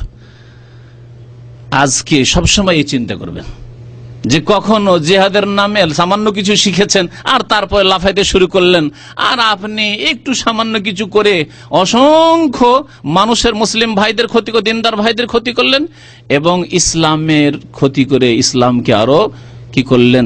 ইসলামের দাওয়াতের রাস্তা বন্ধ করে দিলেন। একটা ইসলামিক কিতাব কোথাও যাবে তাও বন্ধ করে দিলেন, একটা ইসলামিক সিডি অডিও যাবে তাও চেক করা শুরু হয়ে যাবে আপনার কারণে, বন্ধ করে দিন রাস্তা। শিরক কুফরি হচ্ছে, কবর মাজারে সেজদা হচ্ছে, সেই দাওয়াত না দিয়ে আপনি মনে করলেন যে আমার গায়ে একটু শক্তি হয়েছে, এই কাজটা করে দে। খবরদার না, অবস্থাকে বিচার করতে হবে সবসময়। আল্লাহ পাক যেন বুঝার এবং আমল করার তৌফিক দান করেছেন। আর এইরকমই যারা জিহাদের নামে আজকালকার যেমন বিভ্রান্ত হয়েছে, এইভাবে বিভ্রান্ত হয়েছে। মক্কার অবস্থাকে যদি তারা সামনে রাখতো, তাহলে এই পরিস্থিতিতে এইরকম তারা পদক্ষেপ নিত না, যাতে গিয়ে তারা বিভ্রান্ত এবং গোমরাহ হয়েছে এবং ইসলামের ক্ষতি করেছে তারা, এবং ইসলামের শত্রুদের আরো সুযোগ করে দিয়েছে, ইসলামের শত্রুদের বলার জন্য এবং তাদের জুলম অত্যাচারের জন্য রাস্তাকে সুগম করে দিয়েছে, যে জুলম অত্যাচার তোমাদের উপর কেন করবো, তোমরা জালেম সেই জন্য, তোমরা এই করেছো সেই জন্য, এই সুযোগ করে দিয়েছে এরা। আল্লাহ পাক যেন এদের যারা বেঁচে আছে তাদের হিদায়াত করেন, আর যারা মারা গেছে আল্লাহ পাক তাদের গুনাহ খাতা মাফ করেন। তো আল্লাহ পাক রব্বুল আলামিন এখানে যে জিহাদের কথা বলেছেন মক্কায়, অথচ মক্কায় জিহাদ নিষেধ ছিল বললাম, এই মর্মে আয়াত আছে। কে বলতে পারেন হাফিজ সাহেবরা? হ্যাঁ, আলাম তারা ইলাল্লাযিনা ক্বিলা লাহুম কুফু আইদিয়াকুম ওয়া আকিমুস সালাহ। আল্লাহ বলছেন যে তুমি কি দেখনি ওদেরকে, ক্বিলা লাহুম, যাদেরকে বলা হয়েছিল মক্কার জীবনে, কুফু আইদিয়াকুম, হ্যাঁ, হাতকে গুটিয়ে রাখো, কুফু আইদিয়াকুম, হাত সামলিয়ে রাখো, হাতকে গুটিয়ে রাখো, খবরদার হাত বাড়ায়ও না কারো দিকে, কারো গায়ে হাত দিও না, কাউকে মারিও না, মার খাও কিন্তু মারিও না, জুলুম বরদাস্ত করো কিন্তু প্রতিশোধ নিতে যেও না। কুফু আইদিয়াকুম ওয়া আকিমুস সালাহ, বাস নামাজ কায়েম করো, নামাজ পড়ো, ভুঁড়ি চাপাবে, নামাজ পড়ো, মারবে, রক্তাক্ত করে দেবে, কিছু অসুবিধা নাই, কিন্তু ধৈর্য ধারণ করো। ফাসবির সাবরান জামিলা ইন্নাহুম ইয়ারাউনাহু বাঈদা ওয়া নারাহু কারীবা। আল্লাহ বারবার ধৈর্যের তালকিন করেছেন এবং বলেছেন খবরদার। তাহলে কুফু আইদিয়াকুম দিয়ে নিষেধ ছিল হাত বাড়ানো কোন কাফের জালেমের দিকে প্রতিশোধ নেওয়ার জন্য। তো আল্লাহ যে বলছেন যে ওয়াখারুনা ইউকাতিলুনা ফি সাবিলিল্লাহ, তাফসীর কারগণ বলেছেন এটি ভবিষ্যৎবাণী এবং এতে নবী করিম সাল্লাল্লাহু আলাইহি সাল্লামের এবং কোরআনের সত্যতা প্রমাণ হয় যে এখনো জিহাদের বিধান শরীয়তে আসেনি, কিন্তু আগামীতে আসতে যাচ্ছে। আর এই কোরআনের বিধান আগামীর জন্য, সুতরাং আগামীতে যখন জিহাদ ফরজ হবে তখন তোমরা এইভাবে তাহাজ্জুদ আদায় করতে পারবে না, এত লম্বা তাহাজ্জুদ। এটা একটা কারণ তাহাজ্জুদ অত লম্বা আদায় না করতে পারার হবে। তো ভবিষ্যৎবাণী জানা করা হয়েছে যে আগামীতে জিহাদের হুকুম আসছে, মদিনায় যাবে, জিহাদের হুকুম নাজিল হয়ে যাবে। আল্লাহ পাক রব্বুল মদিনায় এসে জিহাদের হুকুম নাজিল করলেন এবং তাও শর্ত সাপেক্ষ, যেখানে সেখানে নাই, আর যার তার জন্য নাই, শর্ত সাপেক্ষ। যেমন নবী করিম সাল্লাল্লাহু আলাইহি ওয়াসাল্লাম বলেছেন ইন্নামাল ইমামু জুন্নাতুন ইউকাতালু মিন ওয়ারাইহি, ইমাম হচ্ছে তোমাদের ঢাল। ইমামকে ঢাল বলা হয়েছে, মানে রাষ্ট্রনেতাকে ঢাল বলা হয়েছে। রাষ্ট্রনেতার পেছনে থেকে যুদ্ধ করতে হবে, জিহাদ করতে হবে। ইউকাতালু মিন ওয়ারাইহি, তার পেছনে থেকে। আছে রাষ্ট্রনেতা আপনার আমার? আছে? নেই। সুতরাং প্রথম শর্ত নেই আমাদের। আল্লাহ পাক যেন বুঝার এবং আমল করার তৌফিক দান করেন। তারপরে বলছিলাম যে আল্লাহ পাক বলছেন যে ওয়া আকরিজুল্লাহ কারদান হাসানা, নামাজ কায়েম করতে থাকো, যাকাত দাও, আর আল্লাহকে উত্তম ঋণ দান করো। উত্তম ঋণ দান করো মানে নফল সাদকা খেরাত করো, নফল সাদকা খেরাত করো। আর কিছু ফরজ ব্যয় বহন আছে মাতা পিতার ক্ষেত্রে অথবা ছোট ভাইদের ক্ষেত্রে, বোনদের ক্ষেত্রে, তালাক প্রাপ্তা বোন, বিধবা বোন, আরো কিছু ইতিমরা আছে। আখরাজুল্লাহ কারদান হাসানা, দান খেরাত এক কথায়। কোন ক্ষেত্রে ফরজ দান খেরাত, আর কোন ক্ষেত্রে যাকাত ছাড়াও, আর কোন ক্ষেত্রে ব্যয় বহন করা, আর কোন ক্ষেত্রে নফল দান খেরাত। আর এই কার্জ থেকে কর্জ নেওয়া যেতে পারে, ঋণ দাও নেওয়া যেতে পারে, কারণ ঋণ দাও নেকির কাজ, যেমন নবী করিম সাল্লাল্লাহু আলাইহি ওয়াসাল্লাম হাদিসে রয়েছে ওমা তুকাদ্দিমু লিআনফুসিকুম মিন খাইরিন, এবং যা কিছু তোমরা তোমাদের নিজের জন্য কল্যাণ অগ্রিম প্রেরণ করবে আল্লাহর কাছে, আল্লাহর কাছে নেকি করে পাঠাবে, নেকির খাতায় রাখবে, তাজিদুহু ইনদাল্লাহ, তা অবশ্যই পাবে কার কাছে? আল্লাহ পাকের নিকটে। এই জন্য মানুষের আসল ধন সম্পদ কোনটি? হাদিসে আছে মালি, বান্দা বলে যে এটা আমার ধন, এটা আমার টাকা, এটা আমার চাকরি, এটা আমার বাড়ি, এই আমার ব্যাংক ব্যালেন্স, এ আমার জমি, এ আমার শহরের জায়গা, এই ভিটে মাটি। মালি মালি ও হাল্লাকা মে মালিকা, তোমার মাল আসলে নয়। ইল্লামা আকালতা ফা আফনাইত, যা খেলে খেয়ে আবার বের করে দিলে আর শেষ করে দিলে। ওয়া লাবিস্তা ফাবলাইতা, এবং কাপড় নতুন নতুন ভালো ভালো কাপড়, দামি দামি কাপড় পরলে বা যেমনই পরলে, ফাবলাইতা, এবং কাপড় ছিঁড়ে শেষ করে দিলে, ফেটে গেল, ছিঁড়ে গেল। আর ওয়াতাসাদদাকতা ফামদাইতা, আর যদি দান খেরাত করো তাহলে সেটি অগ্রিম পাঠাইলে, ওটাই থাকলো তোমার মাল। আসলে দান খেরাত করলে ওটাই পাবে, আর বাকিগুলো কোনো কাজে লাগবে না। আর বাকি যে অংশটুকু, যেটা আপনি নিজেও খেলেন না, নিজেও পড়লেন না, আর অনেক জমি জায়গা রেখে গেলেন, টাকা পয়সা রেখে গেলেন, কার? মালি আপনার না, মালো কালি ওয়ারাসা থেকে, তোমার পরে যারা থাকছে তোমার প্রতীক্ষায়। তুমি যদি বেশি বয়স হয়ে যায় তোমার, আর বৃদ্ধ হয়ে যাও, তাহলে অপেক্ষা আছে কখনই মরবে রে, এই বেটা কখন মরবে যে ভাগ পাবো, তাই না? তাহলে তোমার নয়, আসলে তোমাকে চাই না দুনিয়া, তোমার ধন সম্পদ চাই। এই জন্য তাড়াতাড়ি তুমি এখান থেকে প্রস্থান করো, ডিপারচার করো, ইন্তজারে আছে ওরা। আল্লাহ পাক বলছেন যে ওমা তুকাদ্দিমু লিআনফুসিকুম মিন খাইরিন, যা কিছু কল্যাণ অগ্রিম পাঠাবে আল্লাহর কাছে পাবে, হুয়া খায়রান, উত্তম অবস্থায়, ওয়া আযাম আজরা, এবং মহা পুরস্কার হিসাবে। এমন নয় যে 10 টাকা দান করলে 10 টাকায় 10টা নেকি পেলে ব্যাস, না, ভালো অবস্থায় পাবে এবং খায়র, আর আযাম আজরা, এবং মহা পুরস্কার হিসাবে তুমি পাবে। মহা পুরস্কার আল্লাহর পক্ষ থেকে। একজন দুনিয়াতে কেউ যদি বলে একটা বড় পুরস্কার আছে, বড় গিফট আছে, তাহলে আপনি ছুটছেন সুপার মার্কেটের দিকে।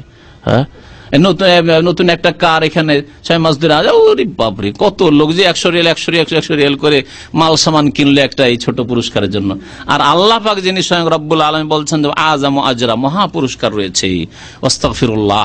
সুতরাং যা ভুল ভ্রান্তি হচ্ছে আমল করার পরে, তার জন্য আল্লাহর কাছে তওবা ইস্তিগফার করো, মার্জনা কামনা করো। ইন্নাল্লাহ গফুরুর রহিম, নিশ্চয় আল্লাহ পাক রব্বুল মার্জনাকারী এবং দয়াবান রহিম। আল্লাহ পাক রব্বুল আলামিন। ও সাল্লাল্লাহু নবিয়ানা মুহাম্মদ ওয়া আলা আলিহি ওয়া সাহবিহি আজমাইন। যদি সময় থাকে তো একটি হাদিস মাত্র শোনাচ্ছি তাহাজ্জুদ সম্পর্কে। নবী করিম সাল্লাল্লাহু আলাইহি ওয়াসাল্লাম বলছেন, হাদিসটি সহিহ, আল্লামা নাসিরুদ্দিন সহিহ বলেছেন এবং তিরমিজিতে আছে, আলাইকুম বিকিয়ামিল লাইল, তোমরা তাহাজ্জুদ, কারণ তাহাজ্জুদের বিষয়টি বিশেষ করে এই সূরা আসর, সূরা মুজাম্মিলে, তোমরা তাহাজ্জুদের নামাজ অবশ্যই পড়ো, যদিও ফরজ নাই, কিন্তু তাগিদ করেছেন নবী করিম আলাইকুম বিকিয়ামিল লাইল ফাইন্নাহু দাবুস সালেহিন ক্বাবলাকুম, তোমাদের পূর্বে যত সৎ লোকেরা ছিল, নেক লোক, সালেহিন আল্লাহর ওলিরা ছিল, তারা তাহাজ্জুদ পড়তো। সুতরাং তুমি যদি আল্লাহর ওলি হইতে চাও, আল্লাহর বন্ধু হইতে চাও, যদি সালেহিন নেক লোক হইতে চাও, তাহলে তাহাজ্জুদ পড়ো। এই একটি বিষয়। আগের উম্মতেও তাহাজ্জুদ ছিল। তাহলে ফাইন্নাহু দাবুস সালেহিন ক্বাবলাকুম, তোমাদের পূর্বে, আগের জাতিতে বলা হয়েছে, আগের উম্মতে। আর তাতে কি হবে? মানহাতুন আনিল ইসম, এই তাহাজ্জুদ তোমাকে গুনাহ থেকে রক্ষা করবে, গুনাহ থেকে রক্ষা করবে এবং তোমার বরকতের কারণ হবে, রুজিতে বরকতের কারণ হবে। তোমার আরেকটি রিওয়ায়াত, যদিও কেউ কেউ জয়ীফ বলেছেন, যে তোমার ব্যাধি দূর করবে, তোমার শরীরের ব্যাধি দূর করবে। মাতরাদাতুন লিদ্দায়ে আনিল জাসাদ, ব্যাধি দূর করবে। আমি একজন তাহাজ্জুদ গুজারকে জানি, তার গায়ে শ্বেত রোগ ছিল, শ্বেত রোগ, সাদা হয়ে যাওয়া, জানেন না, হয় না, সাদা হয়ে যেত। বেশ আমি দেখেছি যে অনেকটাই তার শরীর সাদা হয়ে গেছিল। সুবহানাল্লাহ। বেশ কিছুদিন পরে বার্ধক্য, একবারে প্রায় 60-70-এর পরে, 70 বছর বয়সের দিকে, 60-এর পরে, তাকে একদিন জিজ্ঞাসা করছি, কি ব্যাপার, আপনার শরীরে তো সাদা দাগ ছিল, দেখছি না। আলহামদুলিল্লাহ, আল্লাহ ভালো করেছে। কিসে ধরলাম ওকে, যে কি জন্য, কিভাবে ভালো হইলো? যে আমি যখন এই রোগ হয়ে গেল, তখন আমি তাহাজ্জুদ খুব ভালো করে পড়া শুরু করলাম, খুব তাহাজ্জুদ পড়তাম, আল্লাহ পাকের কাছে দোয়া করতাম, আমি কোনো এলাজ করিনি, কোনো চিকিৎসা করিনি, আলহামদুলিল্লাহ ভালো হয়ে গেছে। তো আল্লাহ পাক রব্বুল আলামিন যেন আমাদেরকে নেক আমলের তৌফিক দান করেন, আমাদের গুনাহ খাতা মাফ করেন। আব্দুল্লাহ বিন উমর, হাফসা রাদিয়াল্লাহু তাআলা আনহার ভাই এবং উমরের ছেলে, তিনি স্বপ্ন দেখতেন। নবী সাল্লাল্লাহু আলাইহি ওয়াসাল্লামকে জিজ্ঞাসা করলেন, একটা স্বপ্নের কথা উল্লেখ করেছিলেন, লম্বা বলছি না। তখন নবী সাল্লাল্লাহু আলাইহি ওয়াসাল্লাম বলেছেন যে, নেমার রাজুল আব্দুল্লাহ লাউ কানা ইউসাল্লি বিল-লাইল, আব্দুল্লাহ খুব ভালো মানুষ হবে যদি রাত্রে তাহাজ্জুদ পড়ে। আব্দুল্লাহ খুব ভালো মানুষ হবে যদি সে রাত্রে তাহাজ্জুদ পড়ে। তো ভালো মানুষ হওয়ার জন্য তাহলে তাহাজ্জুদ পড়ার দরকার। আল্লাহ পাক যেসব ভাইদেরকে 5 ওয়াক্ত নামাজ আদায় করার তৌফিক দিয়েছেন, শুকরিয়া আদায় করুন এবং তাহাজ্জুদ পড়ার চেষ্টা করুন। আল্লাহ পাক যেন তৌফিক দান করেন। ওয়া সাল্লাল্লাহু আলা নবিয়িনা মুহাম্মদ ওয়া আলা আলিহি ওয়া সাহবিহি আজমাইন।